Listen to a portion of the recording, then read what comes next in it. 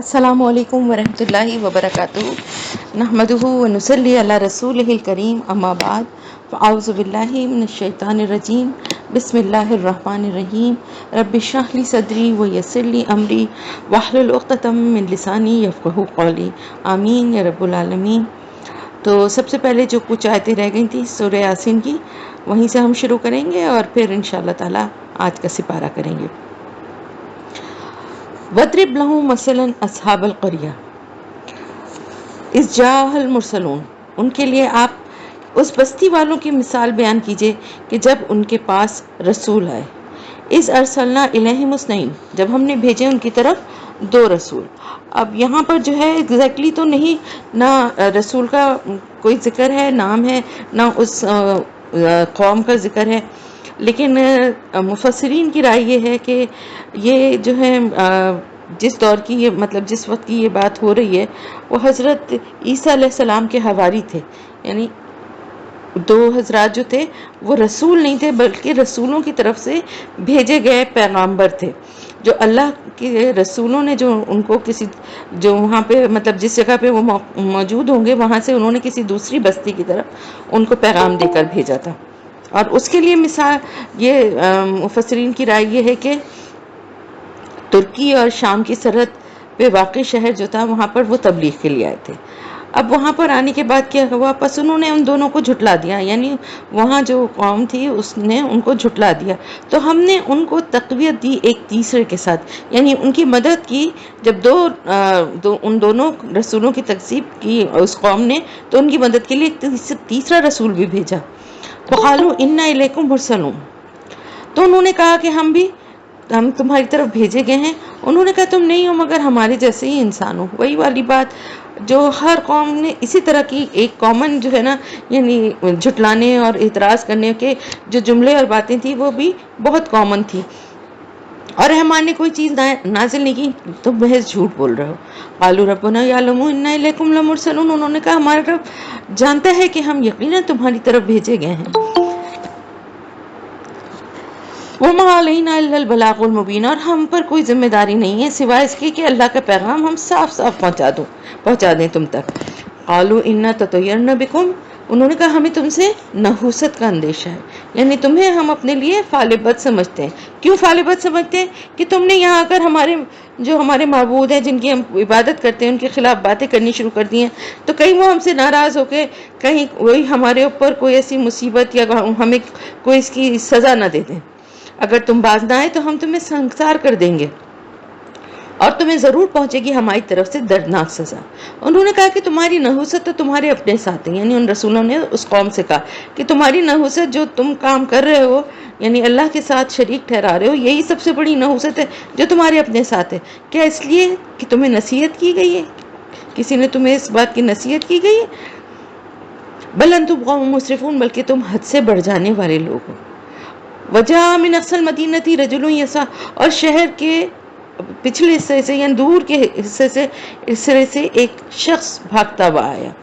قال یا قوم اتبعوا المرسلین، اور اس نے آ کر کہا کہ اے میری قوم کے لوگوں، تم ان رسولوں کی پیروی کرو، تم ان پر ایمان لاؤ، یعنی میں ان کی تصدیق کرتا ہوں، ان پر ایمان لاتا ہوں، تم بھی ان کی اطاعت کرو، پیروی کرو ان کی جو تم سے کوئی کسی اجرت کے طالب نہیں ہے اور جو ہدایت یافتہ ہے۔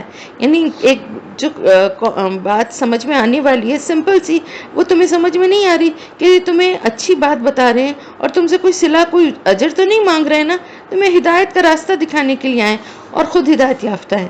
اور مجھے کیا ہے کہ میں عبادت نہ کروں اس ہستی کی جس نے مجھے پیدا کیا ہے، اور اسی کی طرف تم سب لوٹا دیے جاؤ گے۔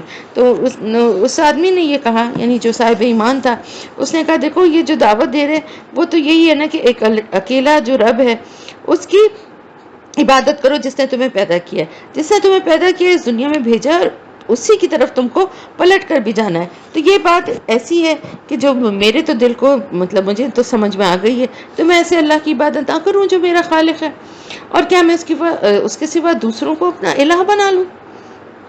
اگر رحمان مجھے کوئی نقصان پہنچانا چاہے تو ان جھوٹے معبودوں کی سفارش میرے کسی کام نہیں آئے گی، اور نہ وہ مجھے چھڑا سکیں گے۔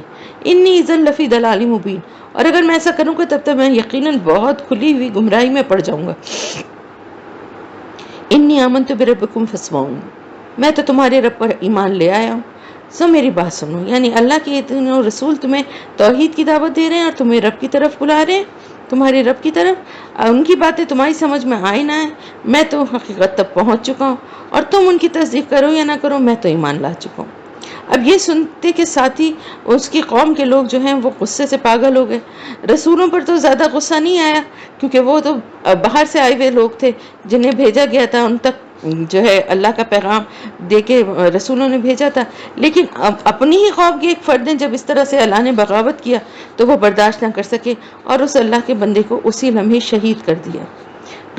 क़ीलत खुलिल जन्ना, अब जब वो शख्स जो कि ज़ाहिर ईमान लाने के बाद अल्लाह की राह में शहीद हुआ था तो जन्नत तो गोया उसके इंतज़ार में थी। तो शहादत के रुतबे पर फायज हो जाने वाले खुशकिस्मत लोगों को जन्नत में दाखिले के लिए क़यामत का इंतज़ार थोड़ी करना पड़ता है। जिस लम्हे किसी मोमिन की शहादत होती है उसी लम्हे उसके लिए जन्नत के दरवाजे खोल दिए जाते हैं। तो उससे कहा गया कि दाखिल हो जाओ जन्नत में। क़ाला या लैता क़ौमी यालून, अब उसने जब ये देखा कि यहाँ मेरा क्या एज़ाज़ व इकराम है और क्या जन्नत की क्या नेमतें हैं, तो उसको बड़ी ही हसरत हुई। उसने कहा काश मेरी कौम को किसी तरह मालूम हो जाए और मेरी कौम के साथ साथ मेरे घर वालों को भी मालूम हो जाए। बिमा गफ़र अली रब्बी व जालनी मिनल मुकरमीन, कि वो जो मेरे रब ने मेरी मग़फ़िरत फरमाई है और मुझे बाइज़्ज़त लोगों में शामिल कर लिया। यानी ईमान लाने के बाद उसको ज़्यादा अमल का भी मौका नहीं मिला था, लेकिन उसका ईमान लाना ही काफ़ी हो गया क्योंकि उसको शहीद कर दिया गया।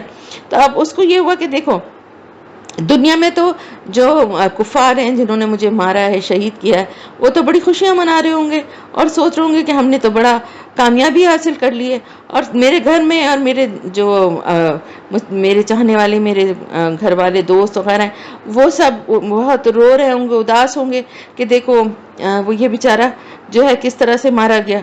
लेकिन दोनों को किस तरह से मैं ये खबर बताऊं कि मैं तो यहाँ पर किस तरह जन्नत के तख्त पे बैठा हुआ हूँ और मेरी कैसी कदर व मंजिलत हो रही है, अल्लाह ने मुझे कैसे एजाज़ व इकराम से नवाजा है। तो मैं अपने घर वालों को भी बता सकूं कि भाई वो उदास और गमगीन ना हो, और उन लोगों को भी बता सकूं कि देखो तुम ये जो इनकार कर रहे हो अल्लाह का, इसकी कितनी बड़ी सज़ा है, और अगर तुम ईमान ले आओ तो कितने बड़े इनामात हैं। और क्योंकि मुखलिस था ना वो भी, ईमान लाने के बाद पहली चीज़ क्या होती है इंसान में, दूसरों के लिए इखलास, दूसरों को भी अल्लाह के रास्ते की तरफ बुलाने की तड़प और ख्वाहिश पैदा हो जानी चाहिए। और इसके बाद हमने उस कौम पर आसमान से कोई लश्कर नाजिल नहीं किया था और ना ही हम लश्कर नाजिल करने वाले थे। यानी ऐसे मुनकर और नाफरमान जो थे उनको सज़ा देने के लिए अल्लाह ताला को आसमान से कोई फ़ौज उतारने की ज़रूरत नहीं होती है। इन कानत इल्ला सहतन वाहिदतन फहिज़म खामिदून, वो तो बस एक ज़ोरदार चिंगाड़ थी जब भी वो सब बुझ कर रह गए। यानी ऐसी चिंगाड़ थी खौफनाक कि पूरी आबादी जो है राख का ढेर बन के रह गई। अफसोस है बंदों के हाल पर कि नहीं आता उनके पास कोई पैगंबर, मगर वो उसका मजाक उड़ाते हैं। अलम यरौ कम अहलकना क़ब्लहुम मिनल क़ुरूनी अन्नहुम इलैहिम ला यरजिऊन, क्या उन्होंने देखा नहीं कि उनसे पहले हमने कितनी ही बस्तियों को, कितनी ही नस्लों को हलाक कर दिया कि वो उनकी तरफ लौट कर नहीं आते। यानी एक दफ़ा दुनिया से चले जाने के बाद और ख़ास तौर से अजाब का निशाना बनने के बाद तो वो लोग क्या, वो जगह ही नीस्त व नाबूद होकर माजी का हिस्सा बन जाती हैं और कौमें भी बन गई, ख़त्म हो गई। अब सिर्फ उनके ज़िक्र हैं, क़िस्से हैं इबरत के लिए, और वो सब के सब हमारे ही सामने हाजिर किए जाएंगे। मतलब दुनिया में तो अब वो वापस नहीं आएंगे, ज़ाहिर यहाँ से तो मामला उनका ख़त्म हो गया, लेकिन आलम बरज़ख में वो सब अब भी मौजूद हैं, सज़ाएँ पा रहे हैं, और वक्त आने पर एक एक को पकड़ कर अल्लाह के हुजूर हाजिर कर दिया जाएगा। और उनके लिए एक निशानी मुर्दा ज़मीन में है, हमने उसे ज़िंदा किया और इससे अनाज निकाला तो इससे वो खाते हैं, और हमने बना दिए हैं इसमें बागात खजूर और अंगूर के। वफ़ज्जरना फ़ीहा मिनल उयून, और जारी कर दिए हमने इसमें चश्मे।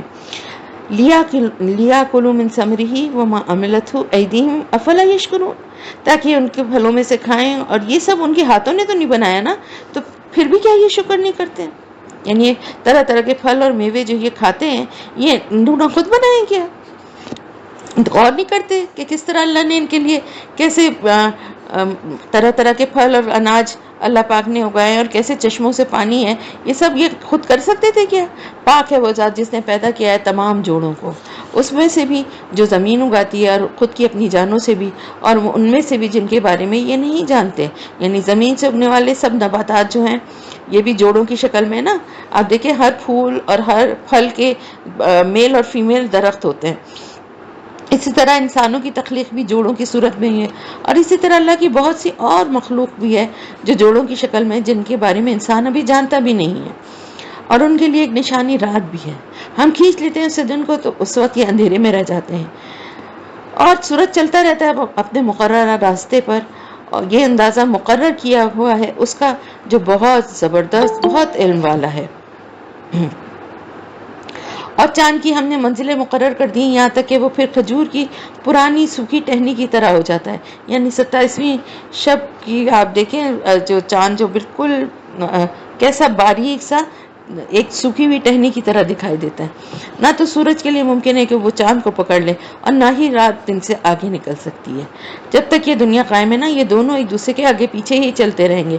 وَكُلٌّ فِي فَلَكٍ يَسْبَحُونَ، اور یہ سب اپنے اپنے دائرے میں تیر رہے ہیں۔ وَآیَةٌ لَهُمْ أَنَّا حَمَلْنَا ذُرِّيَّتَهُمْ فِي الْفُلْكِ الْمَشْحُونِ، اور ان کے لیے ایک نشانی یہ بھی ہے کہ ہم نے ان کی نسل کو بھری ہوئی کشتی میں سوار کر دیا۔ اس بارے میں عام مفسرین کی رائے یہی ہے کہ اس سے خاص طور پر حضرت نوح علیہ السلام کی کشتی مراد ہے، اور ہم نے ان کے لیے اسی طرح کی اور چیزیں بھی پیدا کر دی جن پر یہ لوگ سواری کرتے ہیں، اور اگر ہم چاہیں تو انہیں غرق کر دیں، پھر نہ تو کوئی ان کی فریاد رسی کرنے والا ہوگا اور نہ ہی وہ چھڑائے جائیں گے۔ الا رحمت منا و متاع الی حین، مگر یہ ہماری طرف سے رحمت ہے اور فائدہ اٹھانا ہے ایک وقت معین تک کے لیے۔ اور جب ان سے کہا جاتا ہے کہ سبق حاصل کرو اس سے جو تمہارے سامنے ہے اور جو تمہارے پیچھے ہے، تاکہ تم پر رحم کیا جائے، اور نہیں آتی ان کے پاس کوئی نشانی ان کی رب کی نشانیوں میں سے مگر یہ اس سے اعراض ہی کرتے ہیں۔ وَإِذَا قِيلَ لَهُمْ أَنفِقُوا مِمَّا رَزَقَكُمُ اللَّهُ، اور جب ان سے کہا جاتا ہے خرچ کرو اس میں سے جو اللہ نے تمہیں دیا، یعنی اللہ کے دیے ہوئے رزق میں سے، غریبوں کی بھی حاجت روائی کرو، بھوکوں کو کھانا کھلاؤ، یتیموں کی سرپرستی کرو، مخلوق خدا کی بہبود و بھلائی کے کاموں میں خرچ کرو۔ قال الذین کفروا للذین آمنوا ان نطعم من لا یشاء اللہ اطعمہ، تو یہ کافر کہتے ہیں اہل ایمان سے کہ کیا ہم انہیں کھلائیں جنہیں اللہ چاہتا تو خود کھلا دیتا۔ آپ دیکھیں بہت سارے لوگ اس طرح کی بات کرتے ہیں نا کہ اللہ کو کیا ضرورت ہے، اللہ تو ہر چیز پر قادر ہے، اگر اللہ چاہے تو وہ خود مدد کر دے، اللہ چاہے تو خود انہیں رزق دے، یہ تو اللہ نے ہی ان کو ایسا بنایا ہے نا، تو ہمارے دینے سے کیا وہ ہوگا، ہمارے دینے سے بھی کوئی فرق نہیں پڑتا۔ بے شک یہ بات ٹھیک ہے کہ دینے والی ذات اللہ کی ہی ہے، اور وہ اگر ہم سے دلوا رہی ہے تو یہ بھی اللہ ہی دے رہا ہے، جو اللہ ان کو ہم سے دلوا رہا ہے، اور اللہ ہر چیز پر قادر ہے۔ لیکن آسمانوں سے فرشتوں کے ذریعے تو اللہ نہیں بھیجے گا نا، اس دنیا میں اللہ نے دنیا میں ایک نظام بنایا ہے، اور انسان کو ہی انسان کی مدد کے لیے اللہ نے بنایا ہے۔ تو اللہ تعالیٰ کے نے جو رزق دیا ہے، پھر سب سے بڑی بات یہ وہ رزق آپ کا اپنا ذاتی تو نہیں ہے نا، جو بھی مال ہے، رزق ہے، کھانے پینے کا سامان ہے، جو چیزیں بھی ہیں، یہ سب اللہ نے ہی آپ کو دی ہے نا، تو اگر اللہ آپ کو کھلا رہا ہے تو اللہ نے آپ کو ذریعہ بنایا ہے کہ انہیں کھلائیں۔ لیکن جو ایمان نہیں رکھتے وہ اس طرح کی باتیں کرتے ہیں کہ اللہ خود ہی دے دیتا نا اگر چاہتا تو، اگر اللہ نے نہیں دیا اس کا مطلب ہے اللہ چاہتا ہے کہ یہ اسی حالت میں رہیں۔ ان انتم الا فی ضلال مبین، تم تو خود ہی سری گمراہی میں پڑے ہوئے ہو۔ یعنی کافروں کو نصیحت جب کی جاتی ہے تو وہ کہتے ہیں ہمیں کیا نصیحتیں کرتے ہو، تمہاری اپنی عقل کام نہیں کرتی، تمہاری تو بات اتنی منطق کے خلاف ہے کہ خوشحال لوگ جو ہیں وہ غربا اور مساکین کا خیال رکھیں، بھوکوں کو کھانا کھلائیں، جبکہ اللہ نے ان کو بنایا ہی ایسا ہے۔ وَيَقُولُونَ مَتَىٰ هَٰذَا الْوَعْدُ إِن كُنتُمْ صَادِقِينَ، اور وہ یہ بھی کہتے ہیں کہ یہ وعدہ کب ہوگا اگر تم لوگ، وعدہ کب پورا ہوگا اگر تم لوگ سچے ہو۔ تو یہاں پر وعدے سے مراد قیامت کا وعدہ بھی ہے اور عذاب کا وعدہ بھی، یعنی ہم تو ایمان نہیں لا رہے نا، اب اس جرم میں، اس گناہ کی وجہ سے ہم پر اللہ کا عذاب ٹوٹ پڑے گا، آپ تو یہ کہتے ہیں، تو ہم جب آپ کی دعوت کا انکار کر رہے ہیں، ایمان نہیں لا رہے ہیں، تو وہ عذاب ہم پر آخر کب آئے گا؟ اور اگر قیامت کے بارے میں آپ کا دعویٰ سچا ہے تو یہ بھی بتا دیں کہ قیامت کب آئے گی۔ ما ينظرون الا صيحة واحدة تأخذهم وهم يخصمون، یہ لوگ نہیں انتظار کر رہے ہیں مگر ایک چنگاڑ کا، وہ انہیں آ پکڑے گی اور یہ اسی طرح جھگڑ رہے ہوں گے، پھر نہ تو وہ کوئی وصیت ہی کر سکیں گے اور نہ ہی وہ اپنے گھر والوں کی طرف لوٹ کر جا سکیں گے۔ اور اس دن کیا ہوگا، سور پھونکا جائے گا تو وہ یکایک قبروں سے نکل کر اپنے رب کی طرف دوڑ پڑیں گے۔ قالوا یا ویلنا من بعثنا من مرقدنا، وہ کہیں گے ہائے ہماری ہلاکت، ہائے ہماری بربادی، کس نے اٹھا دیا ہمیں ہماری قبروں سے. ھذا ما وعد الرحمن وصدق المرسلون، پھر وہ خود ہی کہیں گے ارے یہ تو وہی ہے جس کا رحمان نے وعدہ کیا تھا اور پیغمبروں نے سچ کہا تھا. یعنی جو پیغمبروں نے ہمیں مرنے کے بعد دوبارہ سے جی اٹھنے کی خبریں دی تھی وہ سب کی سب سچ ثابت ہوئی. آج واقعی وہ دن آ پہنچا. لیکن کیا ہوگا؟ ان کانت اللہ صحت واحدتاً فَإِذَا هُمْ جَمِيعٌ لَدَيْنَا مُحْضَرُونَ، پھر ایک ہی چنگاڑ ہوگی تو اس کے نتیجے میں وہ سب کے سب ہمارے حضور حاضر کر دیے جائیں گے. بس آج کے دن کسی جان پر کوئی ظلم نہیں کیا جائے گا اور تمہیں بدلے میں نہیں دیا جائے گا مگر وہی کچھ جو تم عمل کرتے رہے تھے. ان اصحاب الجنت اليوم فی شغل فاکہون، یقیناً اہل جنت اس دن مزے کرنے میں مشغول ہوں گے. ہم وازواجہم فی ظلال علی الارائک کی متکئون، وہ اور ان کی بیویاں سائے میں تختوں کے اوپر، تخت جو ہوتے ہیں ان کے اوپر تکیے لگائے بیٹھے ہوں گے. لہم فیہا فاکہۃ ولہم ما یدعون، اور اس پہ ان کے لیے تمام میوے ہوں گے اور ہر وہ شے ہوگی جو وہ طلب کریں گے، جو کچھ وہ چاہیں گے. سلام قولا من رب رحیم، سلام کہا جائے گا رب رحیم کی طرف سے. جنت میں اللہ کی طرف سے ان کے لیے سلامتی کے پیغامات آتے رہیں گے. وامتاز الیوم ایھا المجرمون، اور اعلان کیا جائے گا کہ اے مجرموں آج تم الگ ہو جاؤ. یعنی کافروں اور مشرک لوگوں کو چھانٹ کر الگ کر لیا جائے گا. پھر انہیں مخاطب کر کے پوچھا جائے گا کہ اے آدم کی اولاد، اے بنی آدم، کیا میں نے تم سے یہ وعدہ نہیں لے لیا تھا کہ تم شیطان کی بندگی مت کرنا؟ بے شک وہ تمہارا کھلا دشمن ہے اور میری ہی بندگی کرنا یہی سیدھا راستہ ہے. اور وہ تو تم میں سے بہت بڑی تعداد کو گمراہ کر کے لے گیا. تو کیا تم لوگ عقل سے کام نہیں لیتے تھے؟ ھذہ جہنم التی کنتم توعدون، اب یہ جہنم حاضر ہے جس کا تم کو وعدہ دیا جاتا تھا. اصلاح اليوم بما کنتم تکفرون، آج اس میں داخل ہو جاؤ اپنے کفر کی وجہ سے جو تم کرتے رہتے تھے. آج ہم ان کے منہوں پر مہر لگا دیں گے اور ان کے ہاتھ ہم سے باتیں کریں گے اور ان کے پاؤں گواہی دیں گے اس کمائی کے بارے میں جو وہ کرتے رہے تھے. یعنی مجرمین کے اپنے اعضاء جو ہیں وہ ان کے خلاف گواہی دیں گے کہ ان کے ذریعے سے کیا کیا غلط کام انہوں نے کیے. اور اگر ہم چاہیں تو ان کی آنکھیں مٹا دیں، پھر یہ دوڑیں راستہ پانے کے لیے لیکن کہاں دیکھ سکیں گے. اور اگر ہم چاہیں تو ان کی صورتیں مسخ کر دیں ان کے اپنے مقام سے، یعنی جہاں پر جس حالت میں ہوں وہیں پہ ان کی صورتیں مسخ ہو جائیں تو نہ وہ آگے چل سکیں اور نہ پیچھے لوٹ سکیں. مسخ ہونے سے کیا ہوگا؟ بالکل چہرہ مٹا دیا جائے تو اس سے کیا ہوگا؟ آنکھیں، ناک، کان سب کچھ ہی مسخ ہو جائے گا نا، تو نہ وہ آگے چل سکے نہ پیچھے لوٹ سکے. اور جس کو ہم زیادہ عمر دیتے ہیں اس کی خلقت میں ضعف پیدا کر دیتے ہیں، یعنی عمر کے ساتھ ساتھ اس کی ہر چیز جو ہے وہ کمزور ہونے لگتی ہے. وما علمناہ الشعر وما ينبغي له، اور ہم نے ان کو شعر نہیں سکھایا اور نہ ہی ان کے شایان شان ہے. یعنی آپ صلی اللہ علیہ وسلم کی شایان شان نہیں ہے اور نہ تو وہ شاعر ہیں، نہ اللہ تعالیٰ فرما رہے ہم نے ان کو شعر سکھائے. ان ہوا الا ذکر و قرآن مبین، یہ تو بس ایک یاد دہانی ہے، ایک ذکر ہے اور نہایت واضح قرآن ہے تاکہ وہ خبردار کر دے اس کو جو زندہ ہو. یعنی زندہ سے مراد ہے کچھ انسان جیسے جیتے جی بھی مردہ ہوتے ہیں نا، کہ ان کی روحیں جو ہیں ان کی موت واقع ہو چکی ہوتی ہے، وہ حق کو اور دین کو قبول کرنے کے لیے تیار ہی نہیں ہوتے اپنی ضد اور اپنی سرکشی کی وجہ سے، تو وہ مردہ ہیں. اور زندہ وہ ہیں جن کے دل جو ہیں اس پیغام کو، اس دعوت کو قبول کرتے ہیں، یہ قرآن ان کے دل تک پہنچتا ہے، اثر کرتا ہے. اور کافروں پر قول واقع ہو جائے، یعنی یہ اس وجہ سے قرآن کو بھیجا گیا ہے کہ ایک تو یہ کہ وہ خبردار کر دے اس کو جو زندہ ہے، اور کافروں پہ قول جو ہے واقع ہو جائے، یعنی ان پر حجت تمام ہو جائے اور وہ عذاب کے مستحق ہو جائیں. کیا انہوں نے غور نہیں کیا کہ ہم نے اپنے ہاتھوں کی بنائی ہوئی چیزوں میں سے ان کے لیے چوپائے پیدا کر دیے جن کے اب یہ مالک بنے پھرتے ہیں، یعنی یہ میری بھینس ہے، میرا گھوڑا ہے کرتے ہیں.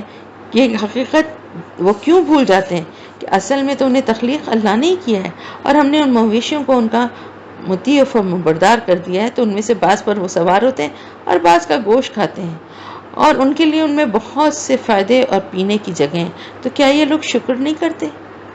وَاتَّخَذُوا مِن دُونِ اللَّهِ آلِهَةً لَعَلَّهُمْ يُنصَرُونَ، اور انہوں نے اللہ کے سوا دوسرے معبود کر لیے کہ شاید کہ ان کی مدد کی جائے. انہیں امید ہے کہ اللہ کے ہاں ان کے یہ معبود جو ہیں وہ ان کی سفارش کریں گے اور وہ آخرت کے عذاب سے بچ جائیں گے.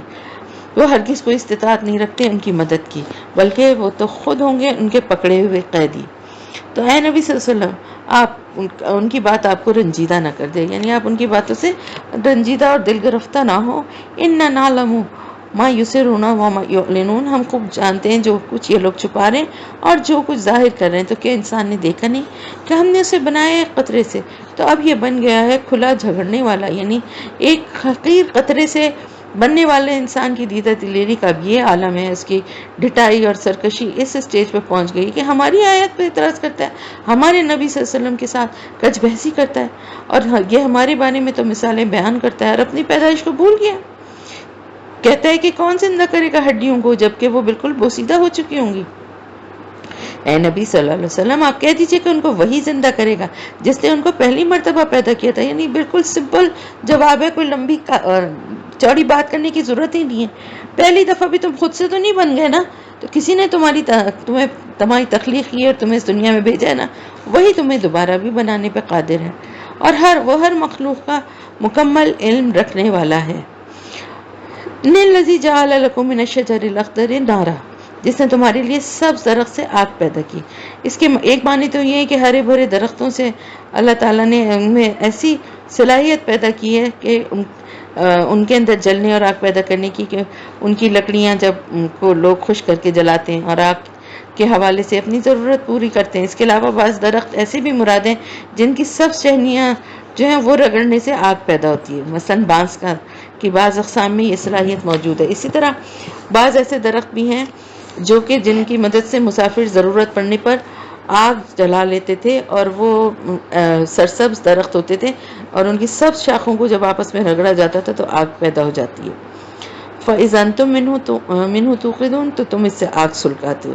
تو کیا جس نے پیدا کیا آسمانوں کو اور زمین کو، وہ اس پر قادر نہیں ہے کہ ان جیسی مخلوق دوبارہ پیدا کر دیں؟ یعنی کون سی ایسی مشکل بات ہے، جس نے ایک دفعہ پیدا کیا اس کے لیے دوبارہ کیوں نہیں، جبکہ وہ تو بہت تخلیق فرمانے والا ہے، سب کچھ جاننے والا ہے۔ انما امرہ اذا اراد شیئا ان یقول له کن فیکون، اور اس کے امر کی شان تو یہ ہے کہ جب وہ کسی چیز کا ارادہ کر لیتا ہے تو وہ اس سے کہتا ہے ہو جا، اور وہ ہو جاتی ہے۔ فسبحان اللہ بیدہ ملکوت کل شیء والیہ ترجعون، تو بڑی بابرکت ہے، یعنی بڑی برکت اور بڑی پاک ہے وہ ذات جس کے قبضہ قدرت میں ہر چیز کا اختیار ہے، اور اسی کی طرف تم سب لوٹا دیے جاؤ گے۔ سورہ صافات، بسم اللہ الرحمن الرحیم۔ والصافات صفا، قسم ہے ان فرشتوں کی جو قطار در قطار صفیں باندھے حاضر رہتے ہیں۔ فالزاجرات زجرا، پھر قسم ہے ان کی جو ڈانٹنے والے ہیں، یعنی جب اللہ تعالیٰ کسی بستی پر عذاب کا حکم دیتا ہے تو فرشتوں کی ایک ڈانٹ سے وہ بستی تباہ اور متعلقہ قوم ہلاک ہو جاتی ہے۔ متعلقہ قوم پہ فرشتوں کے ذریعے یہ عذاب آتا ہے نا۔ اور پھر قسم ہے ان کی جو تلاوت کرنے والے ہیں ذکر کی، یعنی اللہ کا جو کلام انبیاء اور رسول علیہ السلام پر نازل ہوتا ہے اسے فرشتے ہی لے کر آتے ہیں۔ پھر ان الہکم لواحد، یعنی یہ تمام فرشتے اس حقیقت پر گواہ ہیں کہ یقیناً تمہارا الہ ایک ہی ہے، رب السماوات والارض وما بینہما ورب المشارق، جو مالک ہے آسمانوں اور زمین کا اور جو کچھ ان دونوں کے درمیان ہے، اور تمام مشرقوں کا۔ ہم نے مزین کر دیا ہے آسمان دنیا کو ستاروں کی زیبائش سے تمام مشرقوں کا کہا ہے، مغربوں نے کہا ہے، کیوں؟ اس لیے دیکھیں قرآن کی بہت سی چیزوں پہ تھوڑا سا خود بھی غور کیا کریے، کیونکہ ہر مشرق سے سورج نکلتا ہے، اور آپ دیکھیں کہ اگر اس طرف اگر مشرق ہے، یہ بھی کہا جا سکتا تھا نا کہ زمین کے طلوع و غروب کے حوالے سے بھی ذکر ہو سکتا تھا، لیکن اگر یہاں سے ایک طرف اگر یہاں سورج کہیں نکل رہا ہے تو دوسری طرف غروب ہو رہا ہے، اور وہاں جب نکل رہا ہوگا تو یہاں غروب ہو رہا ہوگا، تو مشارق سے مراد ہے جس طرف سے سورج طلوع ہوتا نظر آتا ہے۔ ہم نے مزین کر دیا آسمان دنیا کو ستاروں کی زیبائش سے، وحفظا من کل شیطان مارد، اور حفاظت کی خاطر ہر سرکش شیطان سے۔ میں نے بتایا تھا نا آپ کو، پہلے بھی ہم پڑھ چکے ہیں قرآن میں، کہ جو سرکش جنات تھے وہ آسمانوں پہ خبر لینے کے لیے جو ہے وہ اوپر تک جانے کی کوشش کرتے تھے، تو پھر ان تک یہ کوئی بات کوئی اڑتی اڑاتی ہے، کوئی ان احکامات سے ریلیٹڈ جب فرشتے ہینڈ اوور کرتے تھے میسج کو نا آگے تو وہ کچھ ان کے کانوں میں پڑ جاتی تھی، تو اس کوشش کو ناکام بنانے کے لیے ایک اللہ تعالیٰ کی طرف سے حفاظتی انتظام بنا ہوا ہے۔ خاص طور پر نزول وحی کے زمانے میں یہ حفاظتی نظام جو تھا یہ غیر معمولی طور پر اس کو ایکٹیو کیا جاتا تھا، تو وہ سن نہیں پاتے ملائے اعلیٰ کی باتیں۔ وَيُقْذَفُونَ مِنْ كُلِّ جانب، اور ان کو مار پڑتی ہے ہر طرف سے، یعنی وہاں تک ان کی رسائی روکنے کے لیے ان پر یہ شہاب ثاقب جو ہیں ان کے یعنی یہ میزائل کی طرح ان پر فائر کیے جاتے ہیں بھگانے کے لیے، اور ان کے لیے پھر ایک دائمی عذاب ہے۔ سوائے اس کے کہ جو کوئی چکلے کوئی چیز تو اس کا پیچھا کرتا ہے ایک چمکتا ہوا انگارہ، یعنی ان میں سے جو کوئی اپنی حدود سے تجاوز کرتا ہوا پاتا ہے تو وہ اس میزائل کا نشانہ بن جاتا ہے۔ تو اے نبی صلی اللہ علیہ وسلم ان سے پوچھئے کیا ان کی تخلیق زیادہ مشکل ہے یا وہ کچھ جو ہم نے پیدا کیا؟ اِنَّا خَلَقْنَاهُم مِّن طِینٍ لَازِبٍ، ان کو تو ہم نے پیدا کیا ہے ایک لیس دار گارے سے۔ بل عجبت ویسخرون، بلکہ نبی صلی اللہ علیہ وسلم آپ تعجب کرتے ہیں اور یہ لوگ تمسخر کرتے ہیں، یعنی آپ صلی اللہ علیہ وسلم کو ان کے رویے پہ تعجب ہوتا ہے یہ سوچتے ہوئے کہ میں تو انہیں اعلیٰ اخلاق کی تعلیم دیتا ہوں، انہیں توحید کی طرف بلاتا ہوں، جبکہ یہ لوگ میری باتوں پر غور کرنے اور میری اس دعوت کو قبول کرنے کے بجائے الٹا اس کا مذاق اڑاتے ہیں۔ وَإِذَا ذُكِّرُوا لَا يَذْكُرُونَ، اور جب انہیں نصیحت کی جاتی ہے تو وہ نصیحت حاصل نہیں کرتے، اور جب کوئی نشانی دیکھتے ہیں تو مذاق اڑاتے ہیں اور کہتے ہیں کہ یہ تو کچھ نہیں مگر ایک کھلا ہوا جادو، اور وہ کہتے ہیں کہ کیا جب ہم مر جائیں گے اور مٹی اور ہڈیاں ہو جائیں گے تو کیا ہمیں دوبارہ اٹھایا جائے گا؟ تو مرنے کے بعد ظاہر انسان کا گوشت تو جلدی گل سڑ کر مٹی میں مل جاتا ہے، لیکن ہڈیوں کا الگ سے اس لیے ذکر ہے کہ یہ سخت ہوتی ہیں اور بہت عرصے تک موجود رہتی ہیں، لیکن بالآخر جو ہے وہ مٹی میں ہی مل جاتی ہیں۔ تو کیا پہلے زمانے کے ہمارے آباء و اجداد کو بھی یعنی ہمیں بھی زندہ کر لیا جائے گا اور ہمارے آباء و اجداد کو بھی زندہ کر لیا جائے گا جنہیں فوت ہوئے صدیاں گزر چکی ہیں؟ آپ کہہ دیجئے ہاں تم اٹھائے بھی جاؤ گے اور تم ذلیل بھی ہوگے، یعنی نہ صرف یہ کہ تمہیں اٹھایا جائے گا بلکہ اس وقت تمہیں اپنے اس کفر اور انکار کی وجہ سے ذلت اور رسوائی کا سامنا بھی کرنا پڑے گا۔ بس وہ ایک زور کی ڈانٹ ہوگی تو جب ہی وہ دیکھنے لگیں گے، یعنی وہ ایک زوردار ڈانٹ کی صورت میں حکم دیا جائے گا اللہ تعالیٰ فرمانے کہ ہماری طرف سے، جس کی تعمیل میں تمام انسانوں کے ذرات اجسام آن واحد میں جمع ہو جائیں گے اور جیتے جاگتے انسانوں کی صورت اختیار کر لیں گے۔ وَقَالُوا يَا وَيْلَنَا هَٰذَا يَوْمُ الدِّينِ، اور وہ کہیں گے ہائے ہماری شامت، یہ تو بدلے کا دن ہے، یعنی یہ تو وہی جزا و سزا کا دن آ گیا جس کے بارے میں ہمیں بار بار بتایا جاتا تھا اور ہم بار بار انکار کرتے تھے۔ اس وقت انہیں کہا جائے گا کہ ہاں یہ وہی فیصلے کا دن ہے جس کو تم لوگ جھٹلایا کرتے تھے۔ پھر حکم دیا جائے گا کہ جمع کرو ان سب ظالموں کو اور ان کے ساتھیوں کو اور ان کو بھی جن کی یہ لوگ پوجا کیا کرتے تھے اللہ کے سوا، یعنی سب کو وہاں جمع کیا جائے گا۔ پھر ان سب کو جہنم کا راستہ دکھاؤ، یعنی جیسے ریوڑ کو ہانکا جاتا ہے نا، ایسے ان سب کو جمع کیا جائے گا اور پھر جہنم کے راستے کی طرف ان کو دھکیلا جائے گا، اور انہیں پھر اللہ تعالیٰ فرمانے کہ انہیں روکو ذرا، ابھی ان سے کچھ پوچھا جائے گا۔ ما لکم لا تناصرون، یہ تمہیں کیا ہو گیا ہے، تم کیوں ایک دوسرے کی مدد نہیں کر رہے؟ یعنی دنیا میں تو تم نے بڑے اپنے مضبوط گروہ بنائے ہوئے تھے، بڑی محفلوں اور ان میں شریک ہونے والوں پر تمہیں بڑا غرور تھا، اور تم بڑے فخر سے کہتے تھے کہ دیکھو میری مجلس میں یا میری محفل میں کتنے طاقتور اور بڑے بڑے عہدوں والے اور کیسے بڑے پیسے والے لوگ آ کر بیٹھتے ہیں، تو آج وہ سب کیوں تمہاری حمایتی کیوں بے بس ہو گئے؟ اب تم ایک ہی حکم پر سب کے سب جہنم کی طرف کیوں چل پڑے ہو؟ کیوں آپس میں ایک دوسرے کی مدد نہیں کر رہے ہو؟ بل ہم الیوم مستسلمون، بلکہ آج تو یہ بہت فرما بردار بنے ہوئے، یعنی بغیر کسی مزاحمت کے اپنے آپ کو حوالے کر دیا ہے، سزا کے لیے پیش کر دیا۔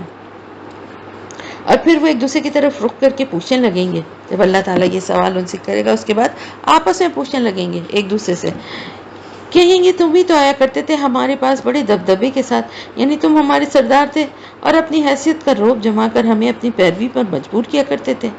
وہ کہیں گے نہیں، بلکہ تم لوگ خود ہی ایمان لانے والے نہیں تھے اور ہمیں تم پر کوئی اختیار تو نہیں تھا، بلکہ تم خود ہی حد سے بڑھ جانے والے لوگ تھے۔ فحق علینا قول ربنا انا لذائقون، تو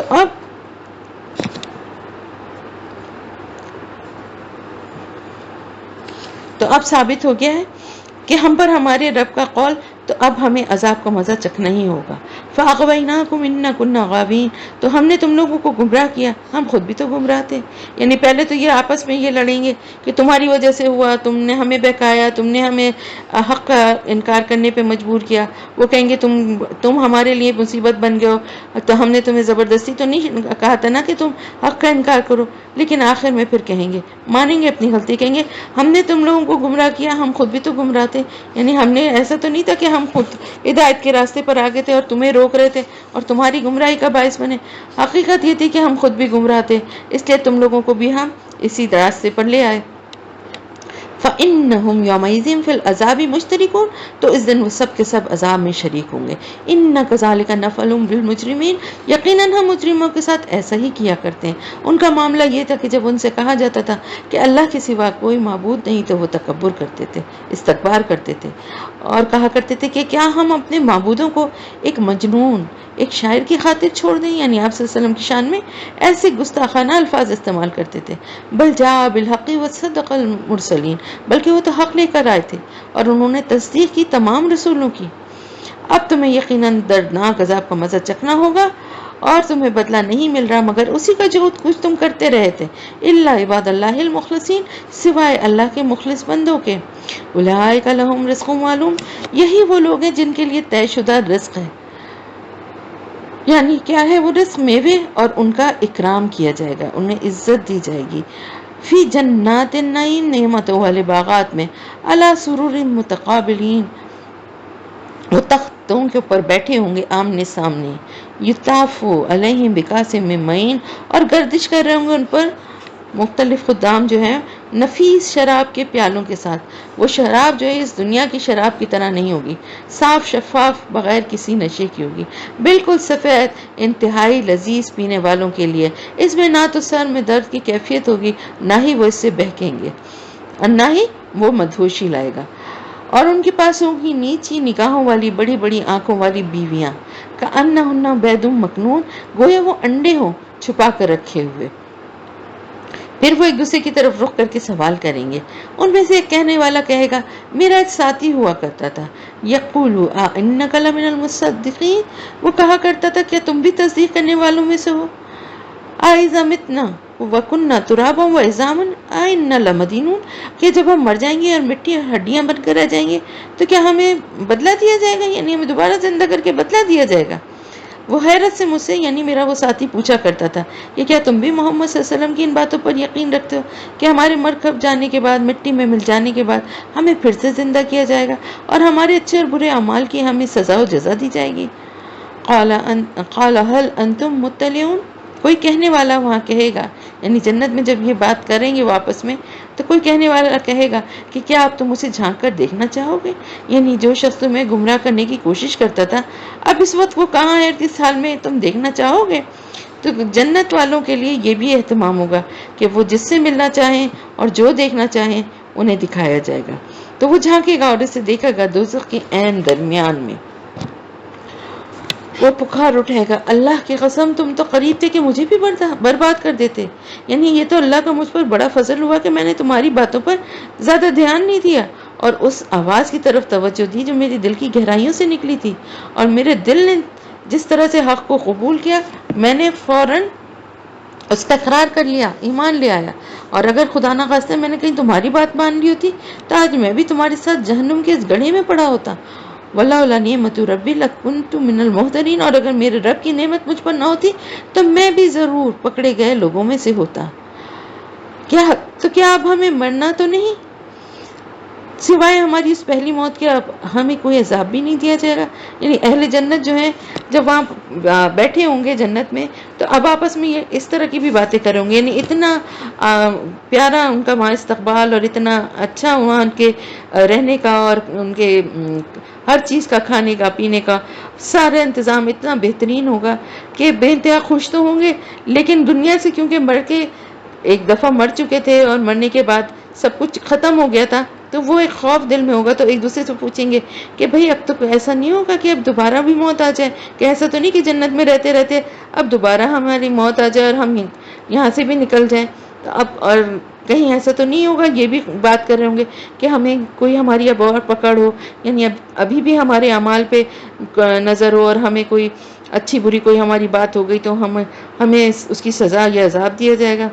تو اب یہ تو ہو ہی نہیں سکتا نا، کیونکہ شیطان کو تو سزا مل چکی ہوگی، تو اب کوئی بہکانے والا نہیں ہوگا، تو وہ گناہ بھی نہیں ہوگا. اور جنت میں ایک دفعہ جو داخل ہو جائے گا وہ وہاں سے کبھی نکلے گا بھی نہیں. تو قیامت کے دن جب سب کا فیصلہ جنت اور جہنم میں جانے کا ہو جائے گا تو موت کو بھی موت آ جائے گی، اس کو بھی جو ہے اللہ تعالیٰ جو ہے ایک مینڈے کی شکل میں آئے گی اور اس کو ذبح کر دیا جائے گا، یعنی موت کی بھی موت ہو جائے گی. اب جو جنت میں ہیں وہ ہمیشہ ہمیشہ ہمیشہ جنت میں رہیں گے، اور جو جہنم میں وہ بھی ہمیشہ جہنم میں رہیں گے، کیونکہ اب موت نہیں آئے گی. ہاں اللہ تعالیٰ مومنین کو ان کے گناہ کی سزا وہ اپنی جب پالیں گے، اگر مومنین ہیں دل میں ایمان ہے لیکن کچھ ایسے کبیرہ گناہ یا کوئی ایسی ان کی ہیں جس کی انہوں نے معافی نہیں مانگی اور ان کے وہ گناہ باقی ہیں، تو ان کو ڈالا جائے گا جہنم میں، لیکن سزا پوری کرنے کے بعد ان کو وہاں سے نکال لیا جائے گا. لیکن باقی کفار اور منافقین اور مشرکین یہ تو جہنم میں ہی پڑے رہیں گے ہمیشہ ہمیشہ. باقی جو اللہ کی مرضی ہو، جس کو اللہ چاہے گا وہ اس کے بارے میں جو چاہے گا وہ فیصلہ کرے گا. یقیناً یہی بہت بڑی کامیابی ہے، یعنی جنت میں اس طرح سے پہنچ جانا اور وہاں پر ہمیشہ ہمیشہ کا قیام نعمتوں کے ساتھ، اپنے پیارے رشتوں کے ساتھ، اس سے بڑی اور کیا کامیابی ہوگی. ایسی ہی چیز کے لیے عمل کرنا چاہیے عمل کرنے والوں کو. بھلا میزبانی کے طور پر یہ بہتر ہے یا زقوم کا درخت؟ یعنی جنت کی جو نعمتوں کا ذکر کیا جا رہا ہے اس کے مقابلے میں اہل جہنم کی ابتدائی مہمان نوازی کس چیز سے ہوگی؟ زقوم کے درخت سے. اور زقوم کا درخت کیا ہے، اس کی تفصیل ویسے تو ہم اس کا ذکر پڑھ چکے ہیں لیکن اب اس کی تفصیل آپ کو یہاں پہ پتہ چلتی ہے. تو سورہ بنی اسرائیل میں بتایا جا چکا ہے کہ کافروں کو زقوم کا جو درخت ہے اس کے پھل کھلائے جائیں گے. تو اہل جہنم کو آگے جو سامنا کرنا پڑے گا جن حالات کا، وہ تو سوچیں اور مزید کتنے خوفناک اور خطرناک ہوں گے. یہ تو صرف ابتدائی مہمان نوازی ہوگی. ہم نے اس درخت کو فتنہ بنا دیا ظالموں کے لیے، وہ ایک درخت ہے جو جہنم کی تہ میں سے نکلے گا. یہی بات کافروں کے لیے بہت بڑی آزمائش بن گئی تھی نا، کہ جہنم میں تو آگ ہے، آگ میں بھلا درخت کیسے نکل آئے گا؟ ایک طرف تو کہتے ہیں کہ آگ ہے جہنم میں اور وہ گھیر لے گی کافروں اور مشرکین کو، دوسری طرف کہتے ہیں جہنم کی تہ سے جو ہے ایک درخت نکلے گا. تو اللہ تعالیٰ کے اس دنیا کے اور آخرت میں جہنم اور جنت کے جو قوانین ہیں نا، ان کا آپس میں کوئی تعلق نہیں ہے. دنیا میں تو انسان آگ میں جل کر مر جاتا ہے نا، مگر جہنم کی آگ میں جلتا رہے گا مگر مرے گا بھی نہیں. ایک دفعہ انسان کی جلد اس دنیا میں اگر جل جائے، آگ سے جھلس جائے یا اتر جائے کھال، تو پھر کبھی ٹھیک نہیں ہو سکتی.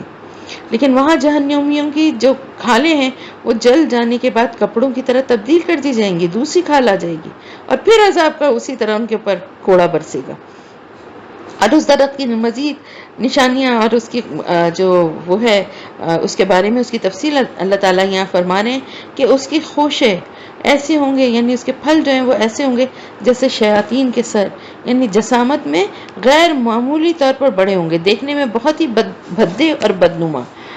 اور پھر وہ اس میں سے کھائیں گے اور اسی سے اپنے پیٹوں کو بھریں گے. یعنی اتنا وہ خراب درخت ہوگا اور اتنے وہ پھل بھی شکل میں اتنے برے ہوں گے اور اس کا مزہ بھی اس قدر کڑوا اور اتنا خراب ہوگا کہ کوئی اس کو دیکھنا بھی پسند نہ کرے. لیکن اہل جہنم بھوک کی شدت سے مجبور ہو جائیں گے اور اس درخت کو کھائیں گے اور اپنے پیٹوں کو بھریں گے. پھر وہ حلق سے اتریں گے نہیں، وہ گلے میں پھنس جائیں گے، سخت ہوں گے، خشک ہوں گے، کانٹے دار ہوں گے، وہ گلے میں پھنس جائیں گے. تو پھر اس کے اوپر ان کے لیے گرم پانی کا آمیزہ ہوگا، اور وہ گرم پانی بھی کیسا ہوگا؟ جیسے پگھلا ہوا تانبا. اور وہ اس کی یعنی خصوصیات یہ بتائی گئی ہیں کہ ایسا پیپ ملا ہوا کھولتا ہوا پانی، یعنی وہی جو جہنمی جو ہیں جب وہ جلائے جائیں گے آگ میں تو ان کی جو چربی اور خون اور یہ سب پگھل کے جو آگ کی شدت سے جو پگھل کے گرے گا نا، وہ وہی جمع کر کے ان کو پینے کے لیے دیا جائے گا. استغفر اللہ استغفر اللہ استغفر اللہ. پھر ان کا لوٹ کر آنا ہے جہنم کی طرف. یعنی یہ زقوم کا کھانا اور یہ کھولتا ہوا مشروب تو ان لوگوں کی ابتدائی مہمان نوازی کے طور پہ ان کو دیا جائے گا، پھر انہیں ان کے مستقل ٹھکانے یعنی جہنم کی طرف بھیج دیا جائے گا۔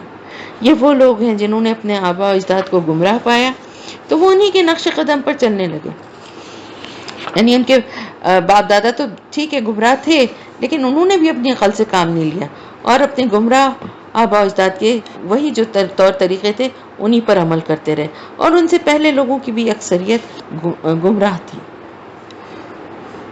وَلَقَدْ أَرْسَلْنَا فِيهِمْ مُنذِرِينَ، اور ہم نے ان میں اپنے خبردار کرنے والے بھیجے تھے۔ فَانظُرْ كَيْفَ كَانَ عَاقِبَةُ الْمُنذِرِينَ، تو دیکھ لو کیسا انجام ہوا ان لوگوں کا جنہیں خبردار کر دیا گیا تھا۔ پچھلی جو قومیں تھی نا، قوم نوح، قوم ہود، قوم صالح وغیرہ، ان کی بارے میں یہ ذکر کیا جا رہا ہے، ان کی طرف اشارہ ہے۔ اِلَّا عِبَادَ اللَّهِ الْمُخْلَصِينَ، سوائے اللہ کے خاص بندوں کے، یعنی اللہ نے اپنے خاص بندے جو ہیں ہر زمانے میں جو جہاں پر بھی تھے ان کی ہر طرح سے مدد کی ہے، اور انہیں ہر طرح کے برے انجام سے، سزا سے، عذاب سے بچا لیا ہے، جس سے کہ اللہ کے نافرمان لوگ دوچار ہوئے۔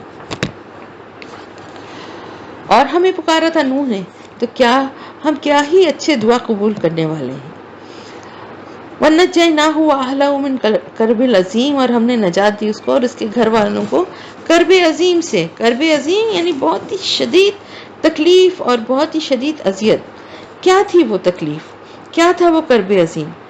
900 سال، 950 سال، بلکہ پورے 950 سال، ایک دن، 2 دن، مہینہ، 2 مہینہ، 6 مہینے، 1 سال نہیں، 950 سال روزانہ ایک شخص، ایک رسول، اللہ کا ایک بندہ لوگوں تک اللہ کے پیغام پہنچا رہا ہے، نہ وہ دن دیکھتا ہے نہ رات، اجتماعی طور پہ بھی دعوت دے رہا ہے، انفرادی ملاقاتیں بھی کر رہا ہے، ہر موقع پہ کوشش کر رہا ہے، ہر ذریعہ اختیار کر رہا ہے، لیکن جواب میں اس کی اپنی قوم کے لوگ کیا کر رہے ہیں؟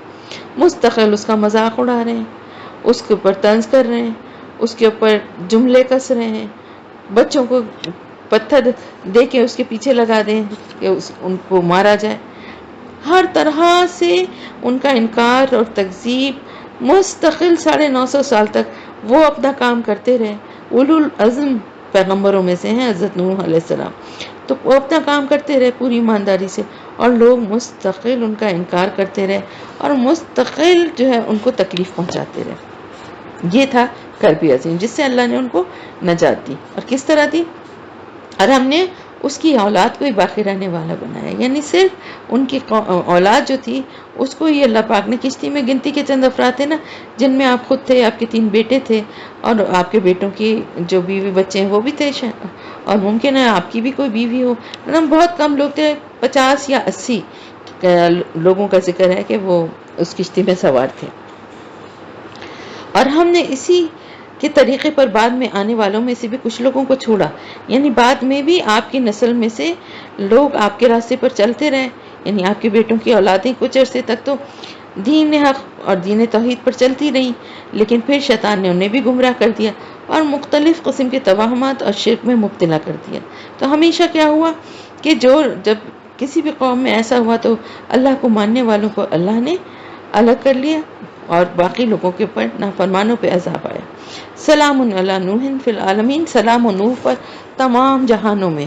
ان کذالک نجزی المحسنین، یقیناً ہم اسی طرح بدلہ دیا کرتے ہیں محسنین کو۔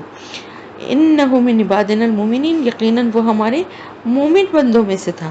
پھر ہم نے غرق کر دیا باقی سب کو، اور اسی کی جماعت میں سے ابراہیم بھی تھا، یعنی حضرت ابراہیم علیہ السلام بھی اسی طرح سے دین حق اور نظریہ توحید کے پیروکار تھے جس طرح حضرت نوح علیہ السلام تھے۔ حضرت ابراہیم علیہ السلام کا تعلق حضرت نوح علیہ السلام کے بیٹے حضرت سام کی نسل سے تھا۔ اس جاء ربہ بقلب سلیم، جب وہ اپنے رب کی طرف متوجہ ہوا قلب سلیم کے ساتھ، جب اس نے کہا اپنے والد اور اپنی قوم سے کہ تم لوگ کن چیزوں کو پوجتے ہو، کن چیزوں کی عبادت کرتے ہو؟ کیا تم لوگ اللہ کے سوا خود اپنے بنائے ہوئے، خود ساختہ اپنے معبودوں کو چاہتے ہو؟ تو تمہارا کیا گمان ہے رب العالمین کے بارے میں؟ فنظر نظرۃ فی النجوم، بس اس نے ایک نظر ستاروں پر ڈالی، یعنی ستاروں پر ایک نگاہ ڈالی۔ ستاروں کی بھی پوجا کرتے تھے، سورج کی بھی کرتے تھے، اور بھی نہ جانے کتنے دیوی دیوتا انہوں نے بنا کے رکھے ہوئے تھے کہ جیسے وہ ستاروں پہ غور کر کے کچھ معلوم کرنے کی کوشش کر رہے ہیں۔ پھر مزید آگے ہم پڑھ چکے ہیں نا پچھلی صورتوں میں کہ کیا ہوا تھا، کس طرح یہاں پر وہ سارا کس طرح وہ ایمان لائے کہ سورج اور چاند کو دیکھ کے، اور کس طرح وہ ساری تفصیل کے بجائے ڈائریکٹ بات آ گئی کہ جہاں پر وہ بتوں کو توڑنے والا واقعہ تھا، کہ وہاں ان کی قوم کا ایک بہت بڑا تہوار تھا، بت پرستی بھی عام تھی، ستارہ پرستی بھی عام تھی، اور باہر ایک بہت بڑا میدان، باہر کھلے میدان میں جا کے ایک بہت بڑا سالانہ جشن منایا جاتا تھا۔ تو جب جشن کا دن آیا تو حضرت ابراہیم علیہ السلام نے کہا فقال انی سقیم، پھر کہا کہ میں تو بیمار ہوں۔ تو وہ اس سے پھر گئے پیٹ پھیرتے ہوئے، یعنی حضرت ابراہیم علیہ السلام کو چھوڑ کر وہ لوگ اپنے جشن میں اپنی عبادتوں کے لیے چلے گئے۔ پھر وہ چپکے سے ان کے معبودوں میں جا گھسا اور کہنے لگا تم کھاتے کیوں نہیں ہو؟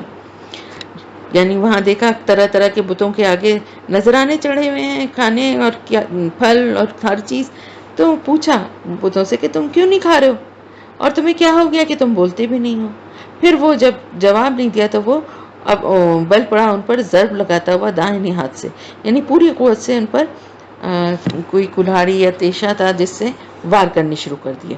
تو وہ اس کی طرف دوڑتے ہوئے آئے، یعنی اس کے بعد وہ سب اپنا جو ہے یہ سارا جو جشن اور وہ سارا تھا وہ چھوڑ کر وہ بھاگ کے آئے۔ ان کو کسی طرح خبر مل گئی، تمام بتوں کو جو حضرت ابراہیم علیہ السلام نے توڑ پھوڑ کر چورا چورا کر دیا تھا، سوائے ایک بڑے بت کے، اور اس کے پاس ہی، اس کے قدموں کے پاس ہی وہ کلہاڑا رکھ دیا تھا۔ اس نے کہا کیا تم انہیں پوچھتے جنہیں تم خود تراشتے ہو، جبکہ اللہ نے پیدا کیا تمہیں بھی اور جو کچھ تم بناتے ہو اسے بھی۔ اب یہ بات جو تھی، پہلے تو اس بات پہ بڑا غصہ آیا ان کو کہ ہمارے معبودوں کو اس طرح سے توڑا ہے اور ایسی ان کی بے حرمتی کی ہے۔ پھر اس کے بعد اس جواب سے اور زیادہ آیا کہ جب انہوں نے یہ کہا کہ اسی سے پوچھو نا، یہ جو بت تمہارا بیٹھا ہوا ہے اس کے پاس ہی تو ہے وہ کلاڑا، اسی تو نہیں توڑا ہے۔ تو انہوں نے کہا یہ کیسی بے خوفی کی باتیں کرو، یہ کہیں بول سکتا ہے؟ تو انہوں نے کہا جب تم نہ یہ بول سکتا ہے نہ تمہاری کوئی مدد کر سکتا ہے تو پھر تم کس طرح اس کو اللہ کے ساتھ شریک ٹھہراتے ہو؟ اب جواب تو کوئی بن نہیں پڑا، لیکن ایمان بھی نہیں لانا تھا۔ اب ایسا آئینہ دکھایا تھا کہ اس کے لیے کیا اب آگے جواز دیتے، بات کوئی بن نہیں پا رہی تھی۔ تو اب جل بلا کے یہ کہا کہ بھائی اس کے لیے ایک عمارت بناؤ، پھر اس کو شعلے مارتی ہوئی آگ میں جھونک دو، یعنی خوب آگ دہکائی جائے اور اس میں ان کو ڈال دو۔ فرادوا به كيدا فجعلناهم الاسفلين، تو اس طرح انہوں نے اس کے ساتھ ایک داؤ آزمایا، لیکن اللہ تعالیٰ فرما رہے ہم نے ان کو ہی نیچے کر دکھایا۔ اور اب اس نے کہا کہ میں اپنے رب کی طرف جانے والا ہوں، ضرور میری رہنمائی کرے گا۔ یعنی آگ آپ کے لیے جو ہے وہ اللہ کے حکم سے ٹھنڈی ہو گئی تھی، اور اس کے بعد یہ اتنا بڑا معجزہ اور اتنا بڑا اللہ کی قدرت کی جو نشانی دیکھنے کے بعد بھی وہ قوم ایمان نہیں لائی، اور اسی طرح ڈٹی رہی اپنے کفر پہ، اپنے شرک پر۔ تو آپ دیکھیں مکے میں جو قریش جو بار بار مطالبہ کرتے تھے، اللہ پاک کی رحمت تھی نا جو اللہ ان کو کوئی معجزہ نہیں دکھا رہا تھا، کیونکہ جس سے ایمان نہیں لانا وہ بڑے سے بڑے معجزے کو دیکھ کر بھی نہیں لاتا، اور جس کو ایمان لانا ہے تو چاروں طرف ایسے ہی اللہ کے اتنے معجزے بکھرے ہوئے، ان پہ غور و فکر کرے۔ تو اب کیا ہے کہ یہ ایک اللہ کا ایک بنایا ہوا قانون ہے کہ جب کوئی قوم اپنے نبی یا رسول کے قتل پر آمادہ ہو جائے تو پھر وہ نبی یا رسول مزید اس قوم میں نہیں رہتے۔ جیسے آپ صلی اللہ علیہ وسلم کے لیے جب قتل کی منصوبہ بندی کی جا رہی تھی تو اللہ تعالیٰ نے آپ کو کس طرح سے آپ کو ہجرت کے لیے ہجرت کا آپ کو اذن دیا اور آپ وہاں سے نکل گئے۔ اسی طرح حضرت ابراہیم علیہ السلام کی صرف منصوبہ بندی نہیں تھی، ان کو باقاعدہ آگ میں ڈال بھی دیا گیا تھا، تو اب آپ کو وہاں سے نکلنا تھا۔ اللہ کے اس قانون کے تحت حضرت ابراہیم علیہ السلام نے عراق سے ہجرت کا ارادہ فرمایا اور آپ نے عراق سے فلسطین کی طرف ہجرت کی۔ پھر آپ نے دعا کی کہ پروردگار مجھے ایک صالح بیٹا عطا فرما، تو ہم نے اسے بشارت دی، فبشرناہ بغلام حلیم، تو ہم نے اسے بشارت دی ایک حلیم الطبع لڑکے کی۔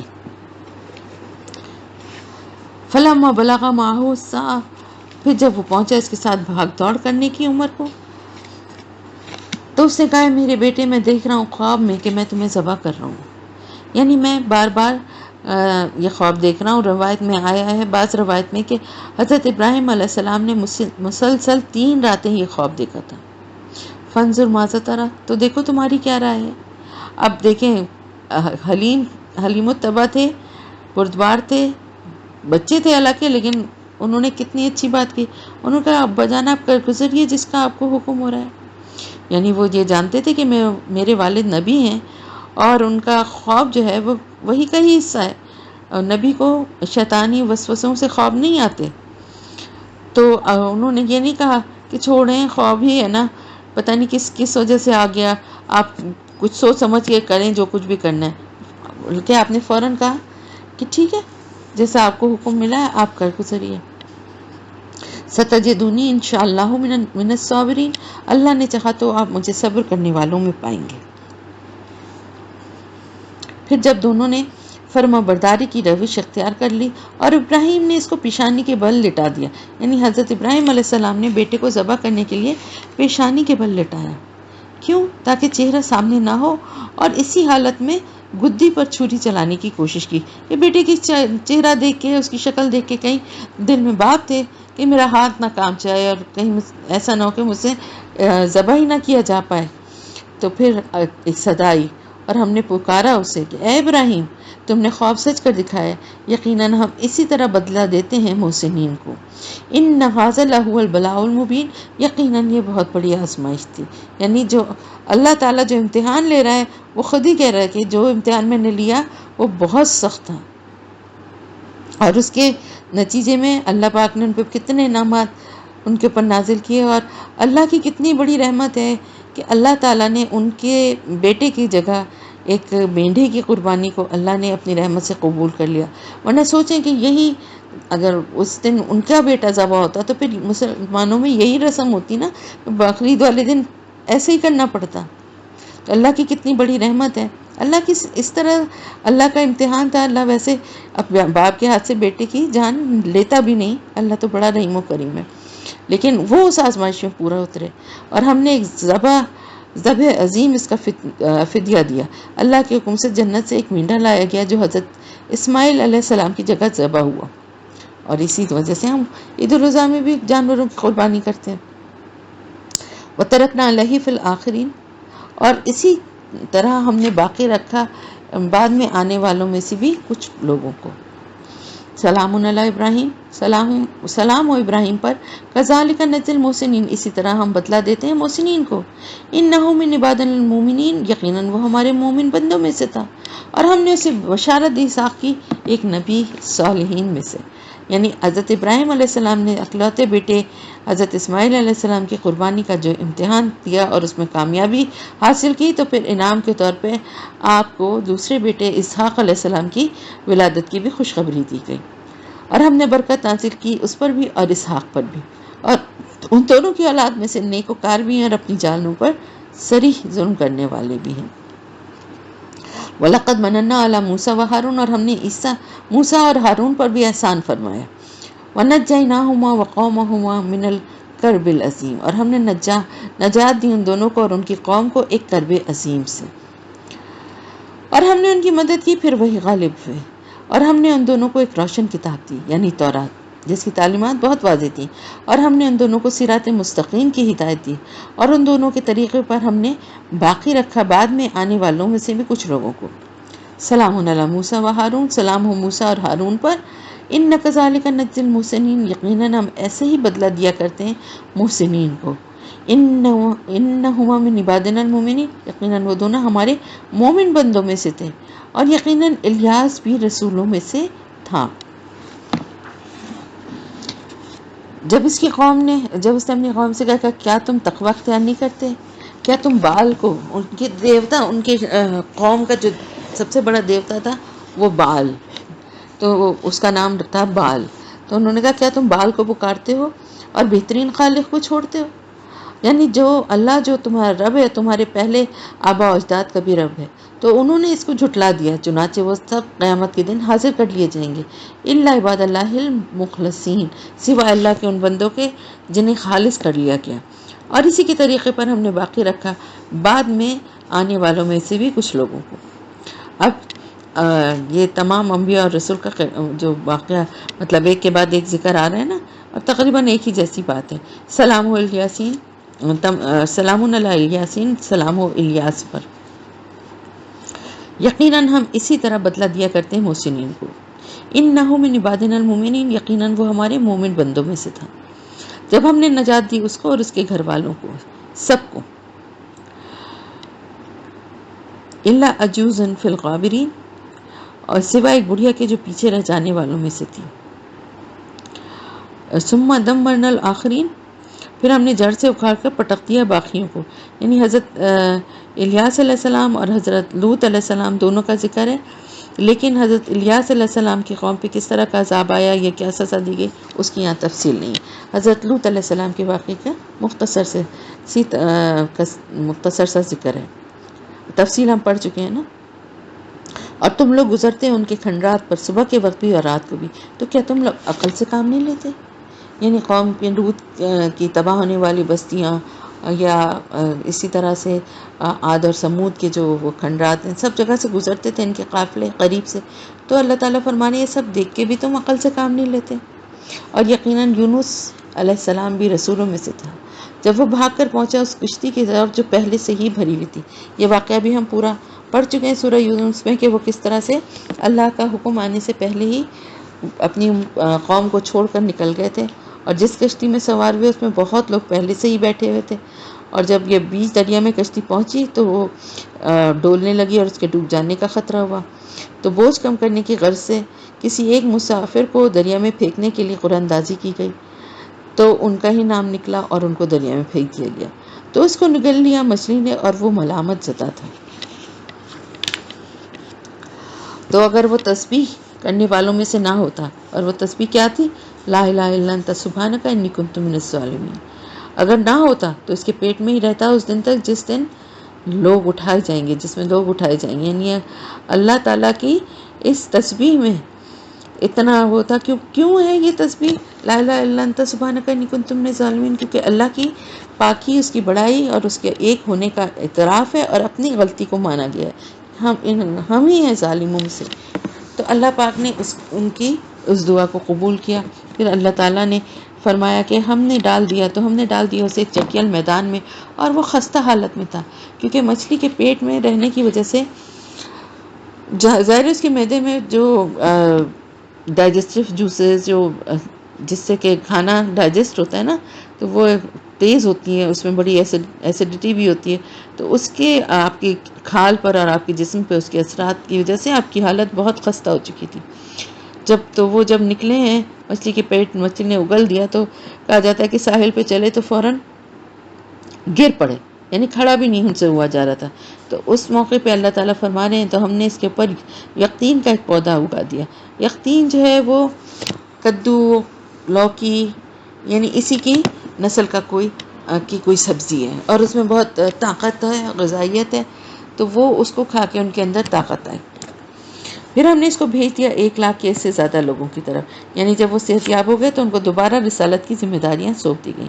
لیکن آگے کوئی اشارہ نہیں ملتا قرآن میں کہ وہ اپنی قوم کی طرف بھیجے گئے یا کسی اور قوم کی طرف. تو وہ ایمان لے آئے اور ہم نے انہیں متاع دنیا عطا کر دی ایک خاص وقت کے لیے. یعنی جو قوم تھی ان کی، قوم یونس جو تھی، ان کی توبہ اور ایمان کے بعد اللہ تعالیٰ نے انہیں ایک نئی مہلت دے دی.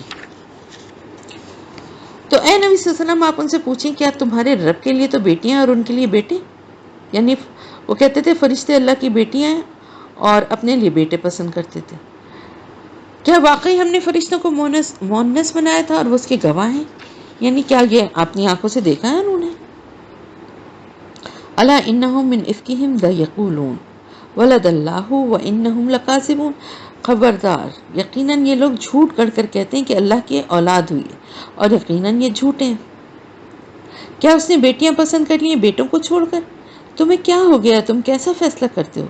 افلا تذکرون، کیا تم ہوش سے کام نہیں لیتے؟ کیا تمہارے پاس کوئی واضح سند موجود ہے اس بات کے بارے میں؟ تو لاؤ تم اپنی کتاب اگر اپنے دعوے میں تم سچے ہو. اور انہوں نے تو اللہ کے اور جنوں کے درمیان بھی نسبی رشتہ قائم کر دیا. وَلَقَدْ عَلِمَتِ الْجِنَّةُ إِنَّهُمْ لَمُحْضَرُونَ، حالانکہ جنوں کو خوب معلوم ہے کہ وہ تو گرفتار کر کے حاضر کیے جائیں گے. یعنی جیسے انسانوں کو اللہ کے سامنے پیش کیا جائے گا، اسی طرح جن و انس کا ذکر ہے نا تو پیغمبر جو ہیں وہ بھی ان کے لیے وہی ہیں، کتابیں بھی ہیں، اور پھر ان کی جو اعمال میں جو کمی بیشی ہے اس حساب سے ان کے ساتھ بھی معاملہ اللہ تعالیٰ فرمائیں گے، مگر اس وقت تو سب حاضر کیے جائیں گے اللہ کے سامنے سبحان اللہ عما یصفون، اللہ پاک ہے ان باتوں سے جو یہ لوگ بنا رہے ہیں، الا عباد اللہ المخلصین، سوائے اللہ کے ان بندوں کے جو خالص کر لیے گئے ہیں۔ بس تم اور جن کو پوچھتے ہو، اور تم اللہ کے خلاف کسی کو بہکا نہیں سکتے سوائے اس کے جو خود جہنم میں گرنے والا ہو، اور ہم میں سے کوئی نہیں مگر اس کے لیے ایک مقام مقرر ہے۔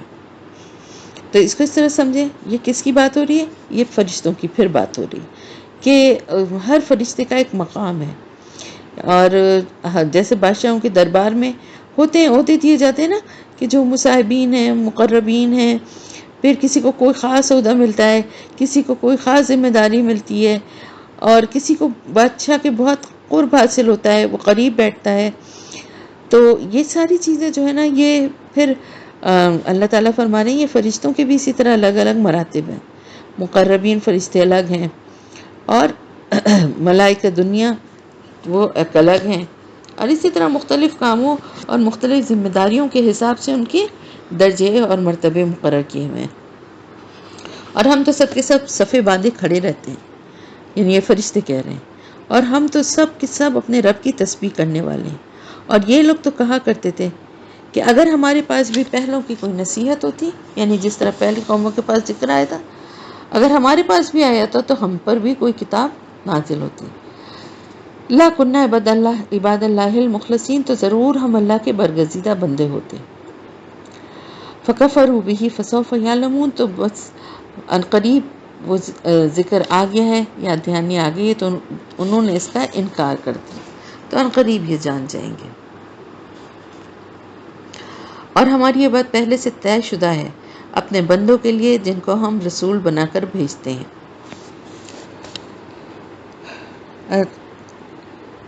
اور وہ کیا طے شدہ بات کیا ہے؟ کہ ان کی لازماً مدد کی جائے گی، انہم لہم المنصورون، کہ ان کی لازماً مدد کی جائے گی، یعنی ایسا نہیں ہوگا، اللہ ان کو تنہا نہیں چھوڑتا، وہ لازمی طور پر غالب ہو کر رہیں گے۔ اور اگر قوم کی اکثریت ایمان نہیں لائے گی اور اسی طرح جھٹلائے گی تو پھر رسولوں کو اور اہل ایمان کو بچا بھی لیا جائے گا، یہ اللہ کی لازماً مدد ہوگی، اور یقیناً ہمارا لشکر ہی غالب رہے گا۔ اور اللہ کا لشکر کون شامل ہے؟ رسول اور اس کے ساتھی، اور ساتھ ہی ساتھ تمام مومنین جو اللہ کے راہ میں نکلتے ہیں کام کرنے کے لیے، اللہ کے دین پر سختی سے اللہ کے احکامات پہ عمل کرنے والے۔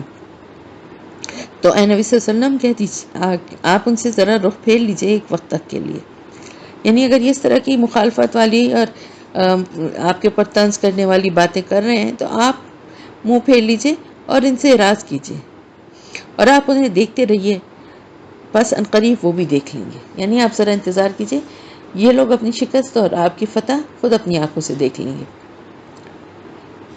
افبعذابنا یستعجلون، کیا یہ لوگ ہمارے عذاب کے بارے میں جلدی مچا رہے ہیں؟ تو جب وہ نازل ہوگا ان کے میدان میں تو وہ بہت بری صبح ہوگی ان لوگوں کی جنہیں خبردار کر دیا گیا تھا، یعنی انہیں بتا بھی دیا گیا تھا پھر بھی ایمان نہیں لائے۔